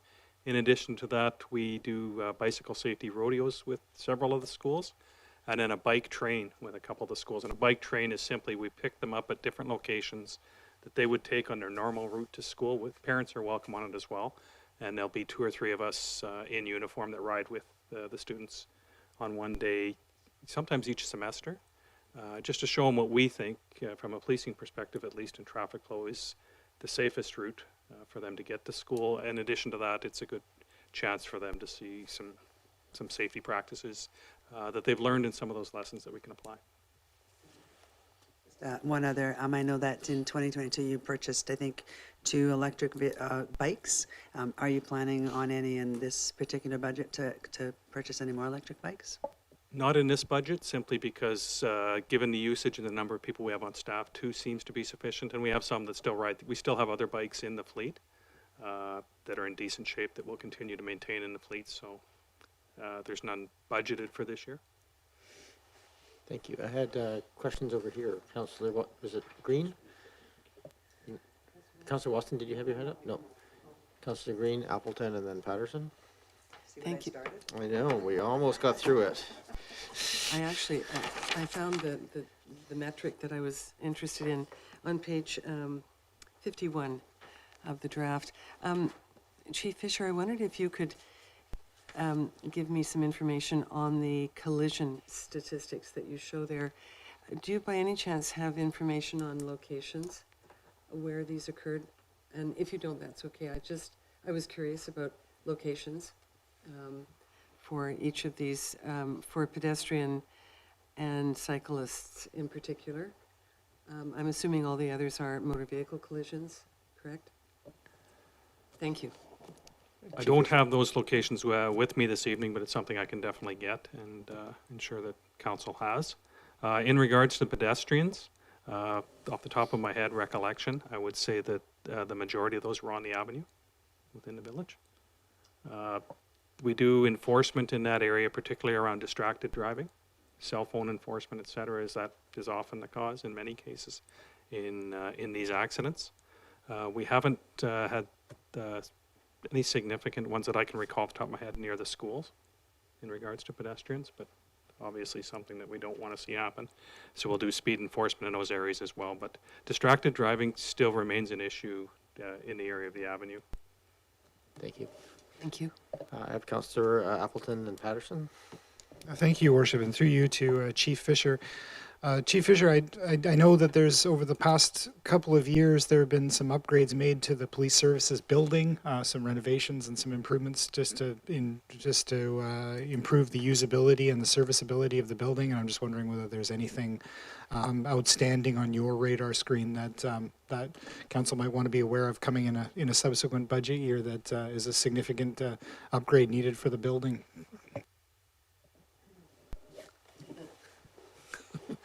Needs significant concerns around the plumbing of the building and particularly the electrical and the demand on the electrical system. And I'm no electrician, but based on what I've been told over the past few years and in my previous tenure here about their concerns around the electrical load on the building and the ability to increase that. From a renovation or capital investment into that building and doing different things, we're very limited by space and what we would be able to do. Essentially, the improvements that were made were to allow us to make better use of the downstairs area where we could use it for meetings and training, which we've increased, obviously see an increase in this training budget, doing more training internally and making better use of that space. We've also moved the police board meetings to that space and some of our community meetings as well. It's just a much more functional space now with better lighting and reallocation. In addition to that, we made some changes on the top floor in regards to where the patrol officers work, just to make that a little more usable space. But we're quite limited given what the size of the building and what there is for space in there. So I don't foresee any huge, other than maintenance. Thanks, Chief. Okay. Councillor Patterson and then Councillor Braithwaite. Yes, thank you, Mayor, and to the chief, through you to the chief. I'm just curious as to what the fair and impartial training course is, the content of it. Chief? Thank you. The fair and impartial training course is one that was initially delivered through the Justice Institute. It deals with both conscious and unconscious bias that officers may have in their dealings with the public, and to create a greater awareness of that in the officers' minds, and also the ways to deal with that. And almost I won't call it a bystander piece, but a piece to watch out for each other on some of those biases and to stand up if you see something like that happening, either in the community or even within the workplace. Thank you. Councillor Braithwaite. I'm sorry, my last question would be around the reserve constables. I see that it's gone reduced from 7 to 4. Is there a specific reason for that, or? Yes, work for some of them. Children coming into the family and changing family dynamics and their ability to contribute at the hours that are required and expected. We do have one new applicant that's going to be going into training here shortly, and then we have another one that's just in the process of coming back into the program. It was off for about a year. Thank you. We'll just share for information as well. The police board is currently undertaking a strategic plan process. That is gone through an internal piece, a survey, and operational planning now sort of tying into it. So a draft of that, when it's complete, the intention is to bring it to council as well, just for feedback and awareness as well. So that's coming.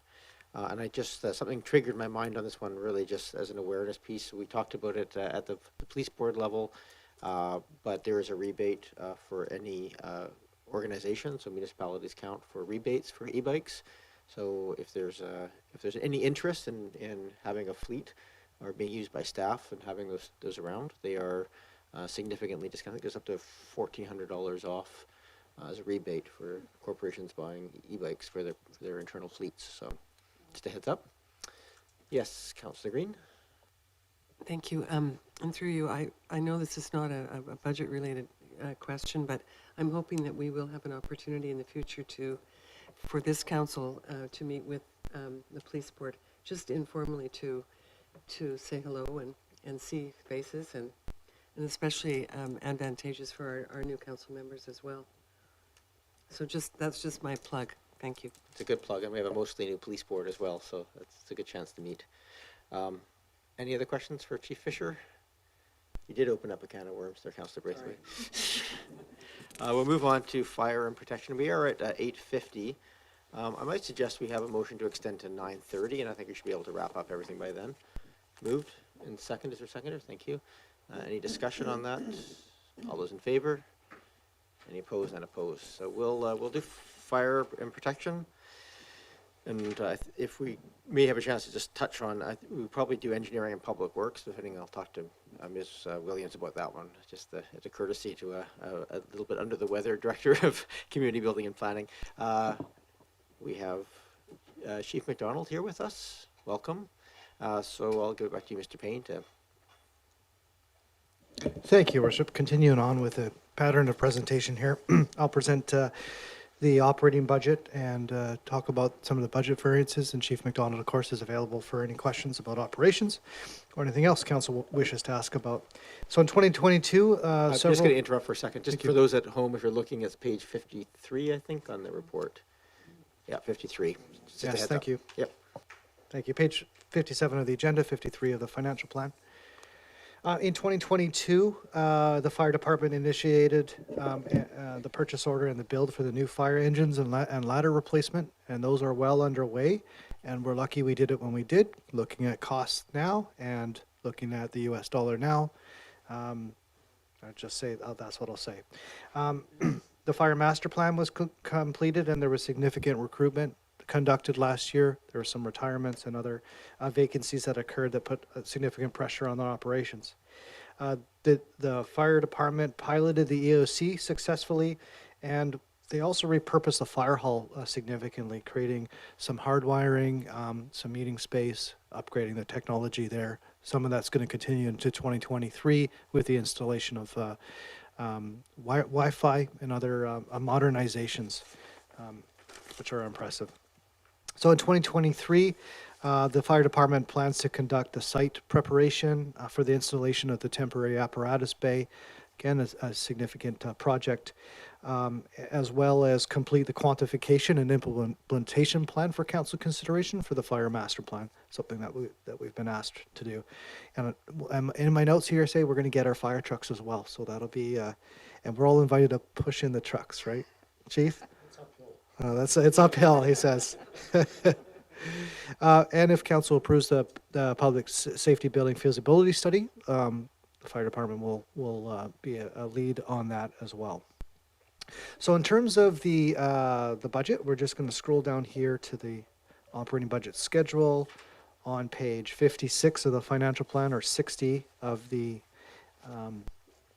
agenda. So the fire department budget, it's a status quo budget with the exception of the 2 FTEs being requested subject to council approval. Remind council that the cost of that can principally be offset somewhat with the inclusion of non-market change revenue if you choose to do that. I'm just saying that's an appropriate offset to that expense if you choose to approve that expense and choose to use it for that reason. The draft budget doesn't include collective agreement increases, much like the police.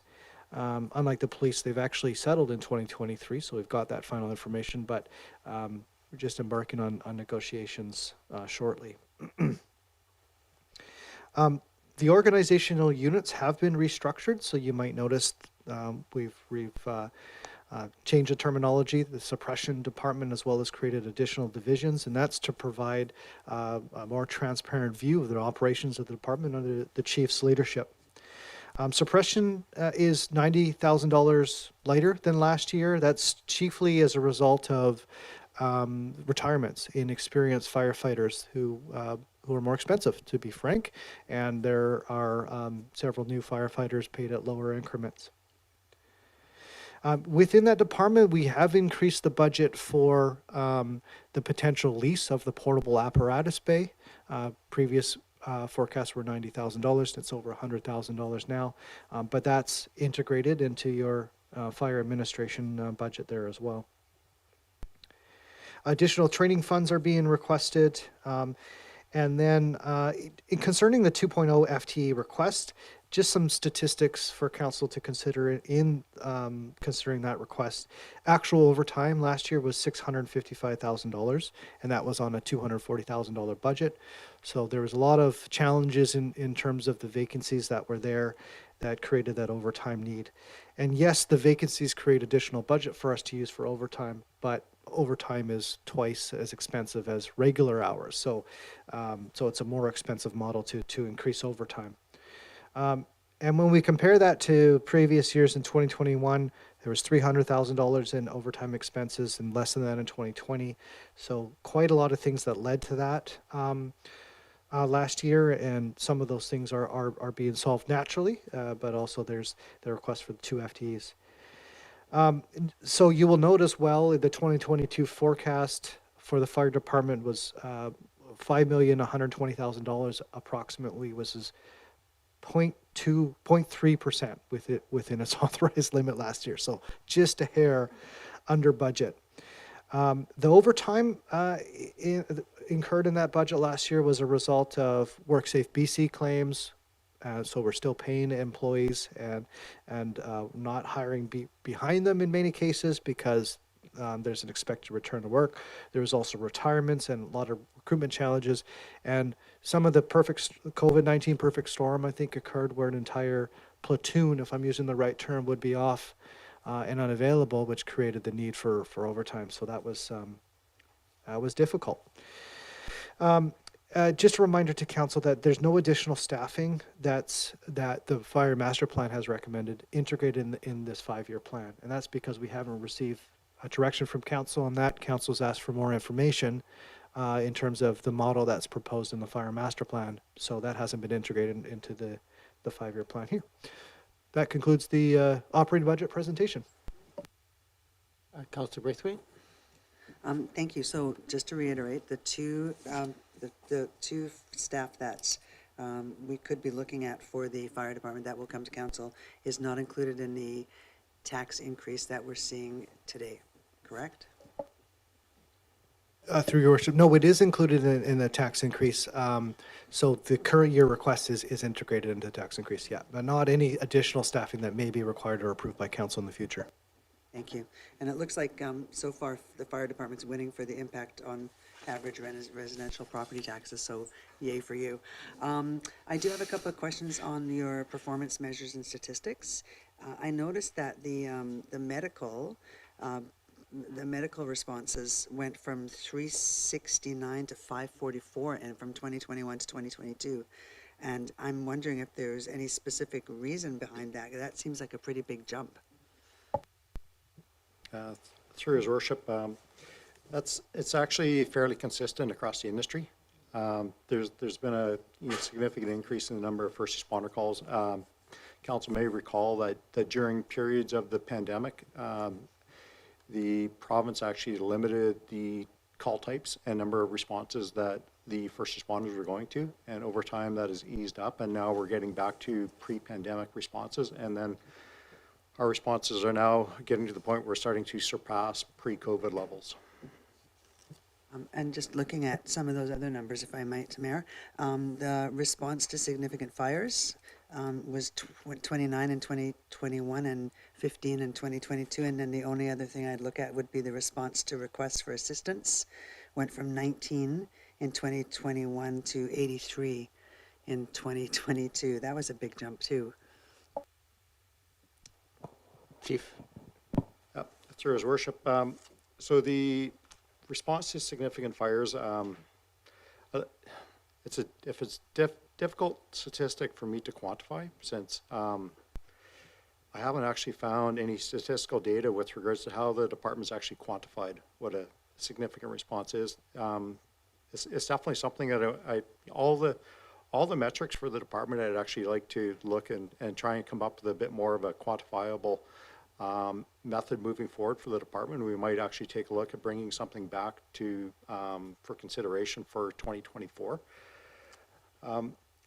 We are, I'd say, quite lucky in regards to the fire loss that we had a very light year, but in our business, it is extremely random with regards to how that number can ebb and flow. But this is the lightest year that I've seen with regards to all of our statistical data. And then with regards to the UVic and responses there, yeah, that is it's definitely on the rise again. And I think I've alluded to council previously that in partnership with our mutual aid partner who we share the response to UVic with, we pretty much done everything we can in partnership with UVic to increase the fire alarm systems for the building, as well as student code of conduct that has been fully revamped and managed by the university. And they now have a full key fob security system and video tracking so they can really hold all students and people entering their buildings accountable. So all those factors are in place, and then it really comes down to how we can manage responses above that, but it's definitely on the increase. Thank you. Go ahead, Councilor Braithwaite. And that then goes to the point that I made before about how much money we receive from the University of Victoria in grants and aid. When we're increasing from 19 to 83 response times from our department alone, and that's not including on the Salish side, that's just eating up your $20,000 times 5. So I think that maybe that statistic can be included in the letter that we're writing. Thank you, Councilor Braithwaite. Councilor Appleton and Councilor Green. Thank you, Your Worship, and through you to Chief McDonald. As Chief, as Councillor Braithwaite has alluded to, you have the unenviable position of the fire department ask for FTEs does sort of reveal itself in the budget and does stick out amongst the various, and so it's unfortunate because it arrives obviously in a year where the overall tax increase is pretty eye-watering for a lot of people. And I think I'm asking the question for the benefit of members of the community, because members with the understanding that many members of the community may not have been privy or may not have necessarily taken the time to understand all of the detail that's provided in the fire plan that we've recently received, which provides a lot of really interesting detail. I think a lot of residents might look at a community which is relatively static in nature. We don't have a lot of new buildings. We actually have a decreasing population. We have, an aging population on top of that. But I'm just wondering whether you just might be able to contextualize for the benefit of folks who would be looking at this and saying, how does this particular spend and how does this particular investment impact? What is the need for it at this time? What is the need for it in this specific year? How does it influence the operations of the fire department? If you didn't understand that there was essentially a shift in how the fire department does business, if you understand my meaning. Thank you. Chief? Through His Worship to Councillor Appleton. Excellent question, and bear with me because I think I'll have to provide a little bit of context, because there's I think probably the easiest way for the public to understand some of the challenges that have occurred historically to where we are today, and then what the impact is on our current budget, and trying to justify the need for an increase in staff is when we look back at the historical staffing for the department, 1965, the uniform staffing for the department was exactly the same as it is today, 26 uniform staff. So that by itself isn't, all that bad. But when we consider all of the legislative and regulatory changes that have occurred along the way, and we haven't increased our staff, we're literally going backwards.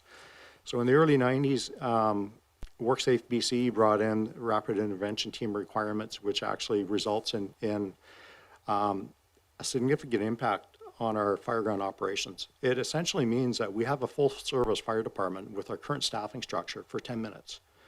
And so we can go interior for 10 minutes, and then we have to be outside unless we have a rapid intervention team, which is 2 people fully set up, equipped on site, ready to go and provide rescue services for our staff.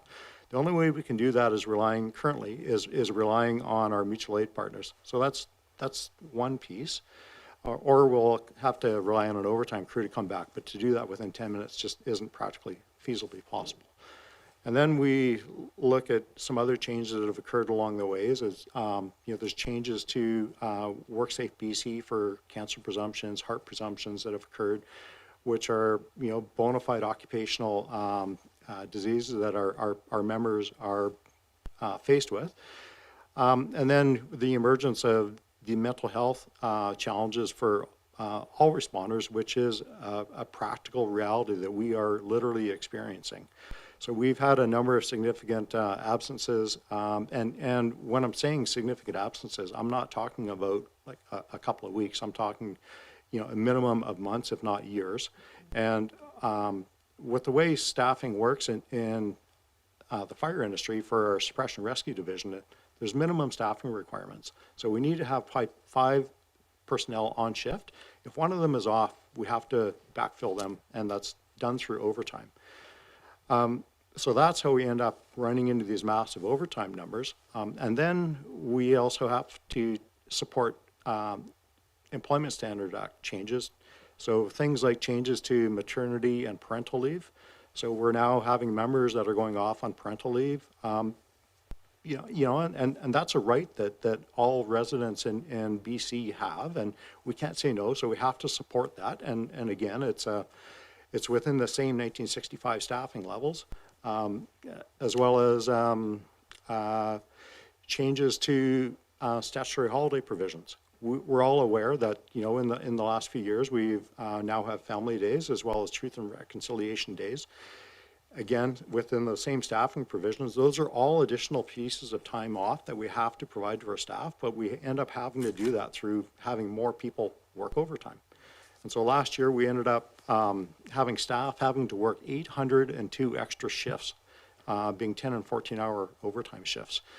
So that's significant demand on a stressed workforce, and there was a significant period of last year when the department was fully resourced. So we had on the books 28 staff, so 26 of our uniformed and our 2 civilian staff, and we had at least 6 people off for extended periods of times, and that was a month minimum. So those are tremendous burden for the department to sustain, and it's not just Oak Bay that's dealing with this issue. This is an emerging theme that's occurring across the province. So anyways, that's in the shortest way I can sort of explain the changes that have occurred, the burden that's on the department, the exceptional level of service that our staff want to provide to the community, but the challenges that they have doing it.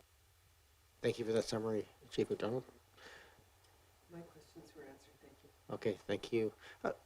I'll go to Councillor Patterson, and then I have a question. Go ahead, Councillor Patterson. Yes, thank you, Mayor, and through you to the Chief. The most recent provincial budget contained a significant allocation of funding for increasing emergency management capacity and disaster risk assessment. That also falls to your role in addition to everything else you do. I'm just wondering if you could speak to how that might affect the department or the planning that you will be involved in relative to this. Chief McDonald. Through his worship to Councillor Patterson, thank you for that question, and it's definitely a significant challenge for us. I'm not sure if council is aware, but we have had a long-term emergency program manager who has recently tendered their resignation. So that is going to be a significant challenge for the municipality to overcome. Obviously, trying to recruit and retain staff in this environment, is a challenge, as Director Bonnelly indicated. The good news is, compared to 10, 15 years ago, the amount of emergency management staff with experience in the province is significantly greater than it was then. So there are more resources. There is the ability to get educated, informed help to help us quickly. It's definitely going to be a priority, even though we're strained capacity-wise. It has to be a priority. We know there's a significant amount of grant funding and resources that are available to the district, but at the same time, I think we have to be really cautious with regards to how we are pursuing that until we really have sort of a sound direction with regards to staff in place and know what we want and what we're going to do with that funding. Because grant funding, when it is available and you don't necessarily have a plan, can definitely create additional capacity issues for a small department. So I just, I caution how much we chase some of that unless we are really positive with regards to what and how we're going to accomplish with the funding that is available. But you are right, there is definitely funding available in that area, as well as in associated areas such as Next Gen 911, which I also know you're aware of. Thank you for that. Follow-up, Councillor Patterson? Yes, thank you. Just a follow-up question on that, and thank you, Chief, for that response.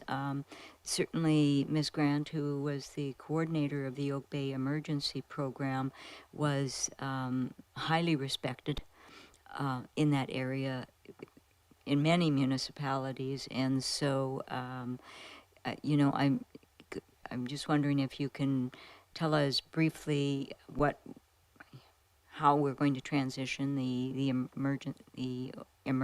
volunteer emergency program. I know that there was a loss of people during pandemic because, well, they weren't meeting and they weren't training and all of those things. And of course, we don't want to lose all of the good work that Ms. Grant actually accomplished in her time with us, and it was significant. So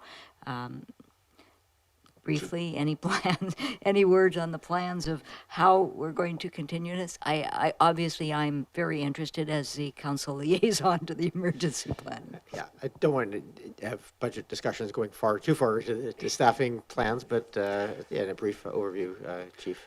Through his worship, so one of the things that we started working on several months ago was transitioning our acting deputy chief, Roger Stewart, into having more exposure to emergency management.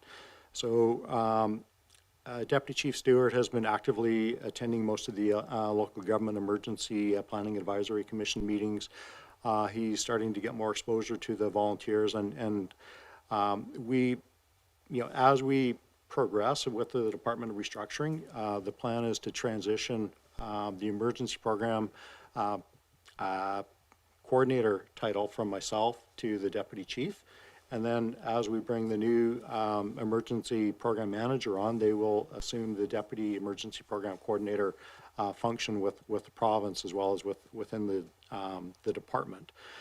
So one of the key pieces is building those relationships within the region so that we've got a sound relationship with all the neighboring municipalities that have similar volunteer-based functions. Most of those are emergency support services or amateur radio groups, and it's making sure that we don't lose that connection and that they've got a good conduit. So I know we've been working very closely with Ms. Grant over the last couple of weeks to ensure that we've got all the contact information, the proper conduit to maintain the relationship with the volunteers, and that we don't lose that tremendous service that they provide to the community.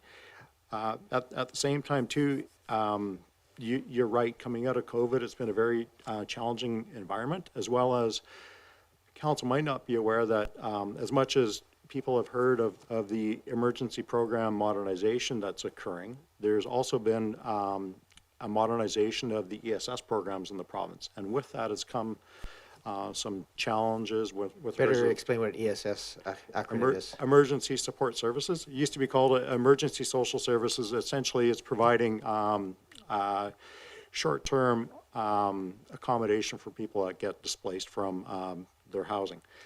However, with the ESS modernization that's occurred, it's really gone from a paper-based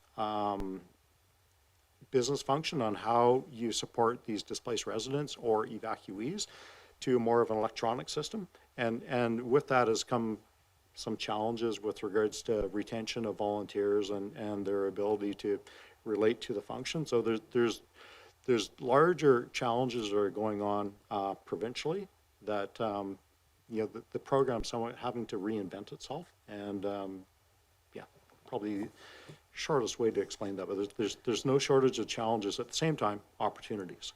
Thank you, Chief. Chief, I have just a couple quick questions related to the ask here. One is just the overtime that happened last year. It was, you said $600 and some thousand. Is that essentially? So I'm not sure whether that's reflected in the actuals on the budget that we're looking at. Is it shown within the operating expense categories here of suppression rescue, and or is it somewhere? Is that where it is? So even with the negative, it's. So I guess the other flip side of that question is, I mean, that's a lot of overtime, and as I would assume the expectation is by adding one or two more bodies in here that will reduce the overtime load. Do we have any sense of like the net outcome of that trade-off? Thank you for the question, Your Worship. So yes, you're correct. The money is reflected in the actual as far as what the impact was, and some of the explanation for that is there were periods there where through retirements and onboarding of staff, there were gaps. We had periods where we weren't paying wages. We also did have some periods where staff had transitioned to an unpaid work status. So we were able to save some money on some ends, but we weren't necessarily able to hire people in a timely manner to get them on board.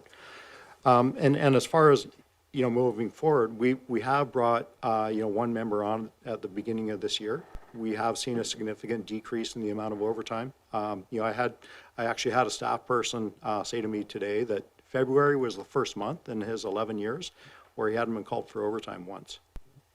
So true, but it is, it's not able to say that hiring one person is a long-term solution, but it is incredible just how some little minor changes like that can make a significant change. Tie into my second question, which is the ask is for 2 full-time equivalent suppression staff, and I'm curious, is the 2 required? Like, is there sort of a balancing piece? Is there, or is it something that we could stage one this year, one next year? Like, just operationally, is there a demand for for that number? Thank you for the question. So they're 2 distinctly different business functions. So there's one firefighter, which will go in the suppression rescue division, and then the other is for an assistant chief that will go in fire administration. And so with the restructuring that you see in the business units, we have tried to be more illustrative to provide council a better idea of what the business functions are. So fire administration is now representative of chief officers that work day shift. So you are purely working in an administrative management capacity. And historically, it might have looked like there was 5 chief officers with the department because they were attached to the fire administration division. However, they worked in the suppression rescue division. So we only actually had 1 chief that worked Monday to Friday. And so really, the department had extremely limited administrative capacity. So one of the early things we did was to bring Acting Deputy Chief Stewart off of suppression onto day staff, and this new assistant chief position would round us out as with 3 day staff working Monday to Friday to really provide the additional administrative horsepower and management capacity that we need to deal with some of the significant challenges that the department is facing. And then the one firefighter would go back into suppression rescue, and that would round us back out to 24 staff in suppression to get us back to 6 staff per shift. Thank you very much for that explanation. Are there any other questions for the chief or Mr. Paine? You had a question for Mr. Paine, I believe, Councillor Appleton. Thank you, Your Worship. And just picking up on the notation that Mr. Paine made earlier, Mr. Paine, you were suggesting that essentially you were offering a couple of alternatives to essentially defray the first year cost for the 2 new positions. You made specific reference to the fire department, but I guess it would just be an overall impact to the tax increase as it was. But essentially, it's sort of a one-time use of specific targeted funds to defray that increase in the first year, where the tax increase is projected to be the highest. Do I get that right? Through your worship, one of the funding sources that I recommended could be used for the funding of new fire staff would be the non-market change revenue, and that funding source, it's new this year because it's new tax revenue collected from new buildings, but it rolls into our ongoing, so it would provide ongoing funding for that. And I just mentioned it because it's an appropriate use of non-market change revenue from a principled standpoint. Previously, we've used that funds to increase our transfer to reserve, which is also an appropriate use. I believe that answers your question, Councillor. Yeah, go ahead, Councillor Appleton. Thank you, Your Worship, and through you, I think I understand.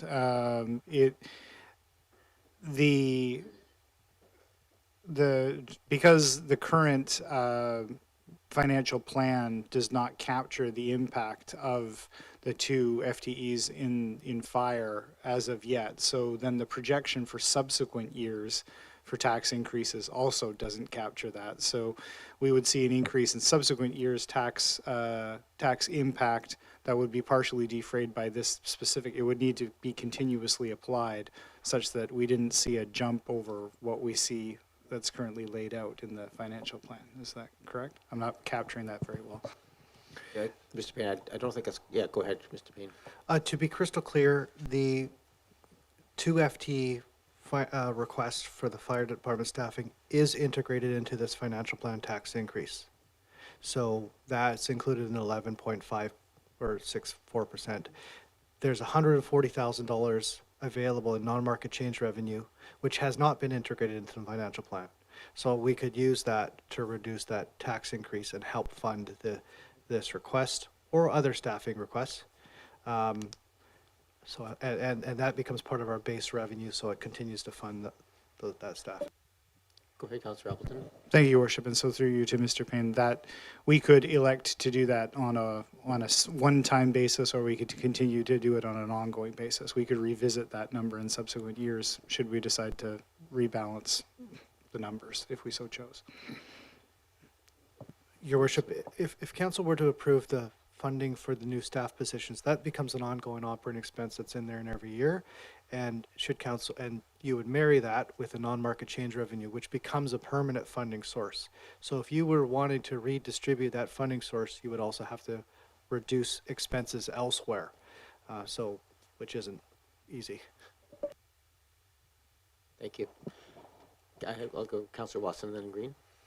Thank you. I'd just like to follow up on that. Does that $140,000 from new market revenue, does it have to be allocated anywhere, or can it just go to the very bottom and be deducted from the total? Or is it just good accounting practice to actually take it and position it next to something? Mr. Paine? Through your worship, it doesn't have to be allocated. In fact, that's a common practice.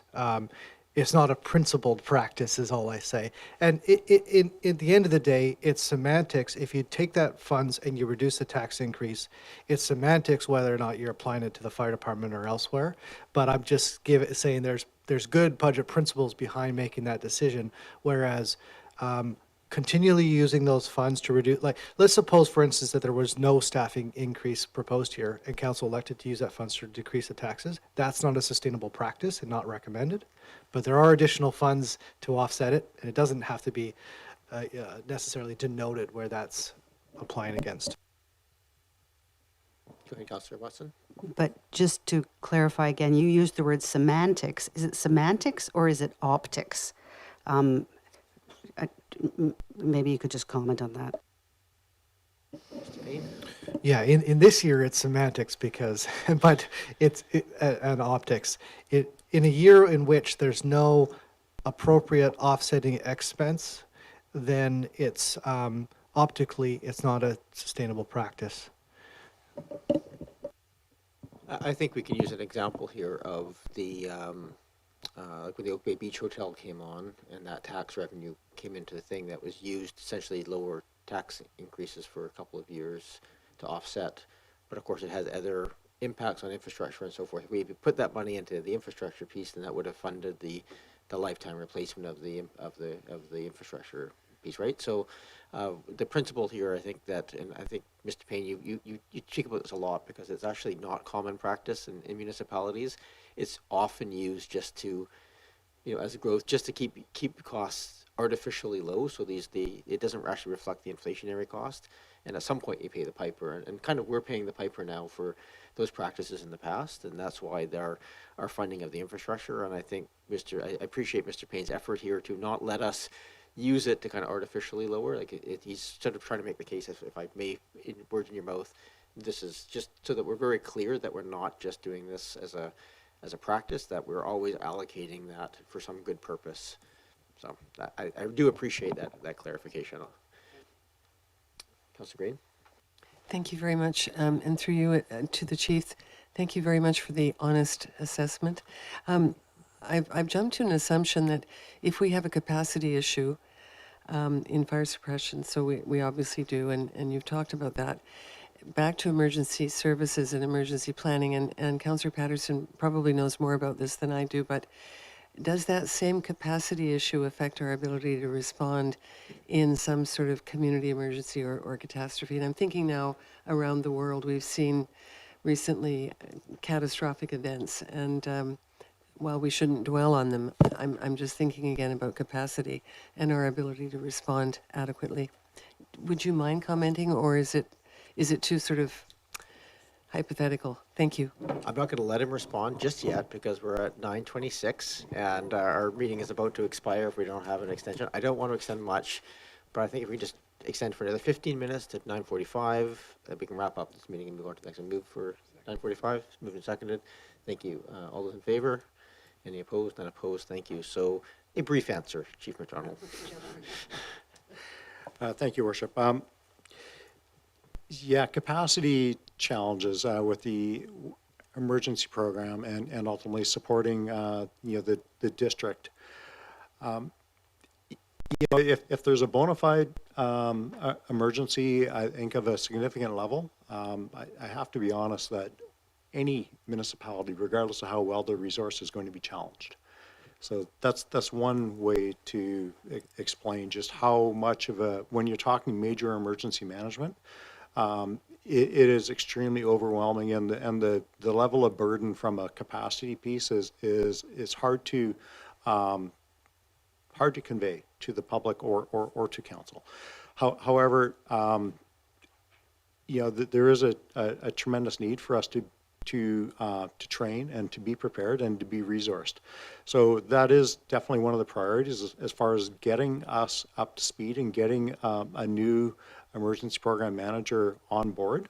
And when we talk about the assistant chief position that we've also included in the FTE count, rounding out your fire management team significantly increases the department's capacity and the district's capacity to support emergency management, because they have to be extremely well-rounded. You're not just supporting the fire department, you're supporting the district for all aspects of fire and emergency management. So, it's a bit more of a package with regards to how this all fits together, but we will be farther down the road as far as preparedness and capacity if that factor comes on. And if you could just indulge me for one moment, Your Worship, but there's one significant factor with regards to the overtime, which I don't think I necessarily conveyed or that council may understand, is historically, over the last 10 years or so, the fire prevention officer, has a primary business function of providing a fire and life safety inspection for the district. It's a legislative responsibility that we have under the Fire Services Act. The department was starting to experience significant overtime challenges, and administration of the day chose to mitigate its overtime issues through utilizing the fire prevention officer to work in fire suppression to reduce overtime. We've got to a point today, in 2022, when I came on board as chief, where we were at such a significant challenge with our fire prevention. I had to put a stop to the practice and went, fire prevention needs to be the focus of the fire prevention officer, and suppression has to look after itself. So what we're seeing today is more of a true reflection of the operating cost of the department. So it's a significant consideration as well as explanation for the increase for the overtime. I really appreciate that. Thank you. Thank you. And it's just an interesting problem when you have such a small organization and you have a couple of units, a couple of new employees. You think, well, that all makes sense, and then you look at just those 2 employees add 5.5% to the overall budget. It's really quite a remarkable thing. It's hard to hide little changes going on. So thank you for the honesty here as well. I don't see other questions related to fire at this time. Thank you very much. Mr. Paine, I think I'm going to hand it back to you to do any wrap up for the day. We're not going to do any other departments, I don't believe, today. We'll come back to community building and planning engineering, public works, parks, recreation, and culture at the next meeting. Over to you. Well, in that case, Your Worship, I'll just thank council, the public, and my peers for being here today, and we look forward to continuing the budget deliberations a week from today. Mr. Paine, if I might, I think on behalf of council, you mentioned some of the aspects of, there was the new incremental tax revenue and a few other sort of items there that you should have laid out as some potential mechanisms for mitigating some of the tax increase by making the choices. Can we just sort of create that as a maybe as part of the agenda or something, so we can have that sort of a bit more tangibly in front of us and what that would look like on the so we kind of got to measure that against the overall scope. I mean, I think it's very hard to argue with the reasonableness of the asks that are in the budget. That being said, that is, I think we're going to have a hard time justifying that number to the community. It's a very large number, so we're going to have to come up with some mechanisms here of finding a path forward. And I think that just having some clarity about what those are, what the impacts are, and how they might be used would be very helpful. And I think we'll leave it there. Anything else anybody else wants to ask before we go to staff? Then I'll just say on behalf of council, thank you so much. That was a great presentation. Thank you to all the staff who didn't speak. You almost got away with that, Chief Fisher. We'll come back next week on this. And motion to adjourn. Moved and seconded. All those in favor? Any opposed? Unopposed? Thank you, everybody. We'll see you. Not Monday. No, not Monday.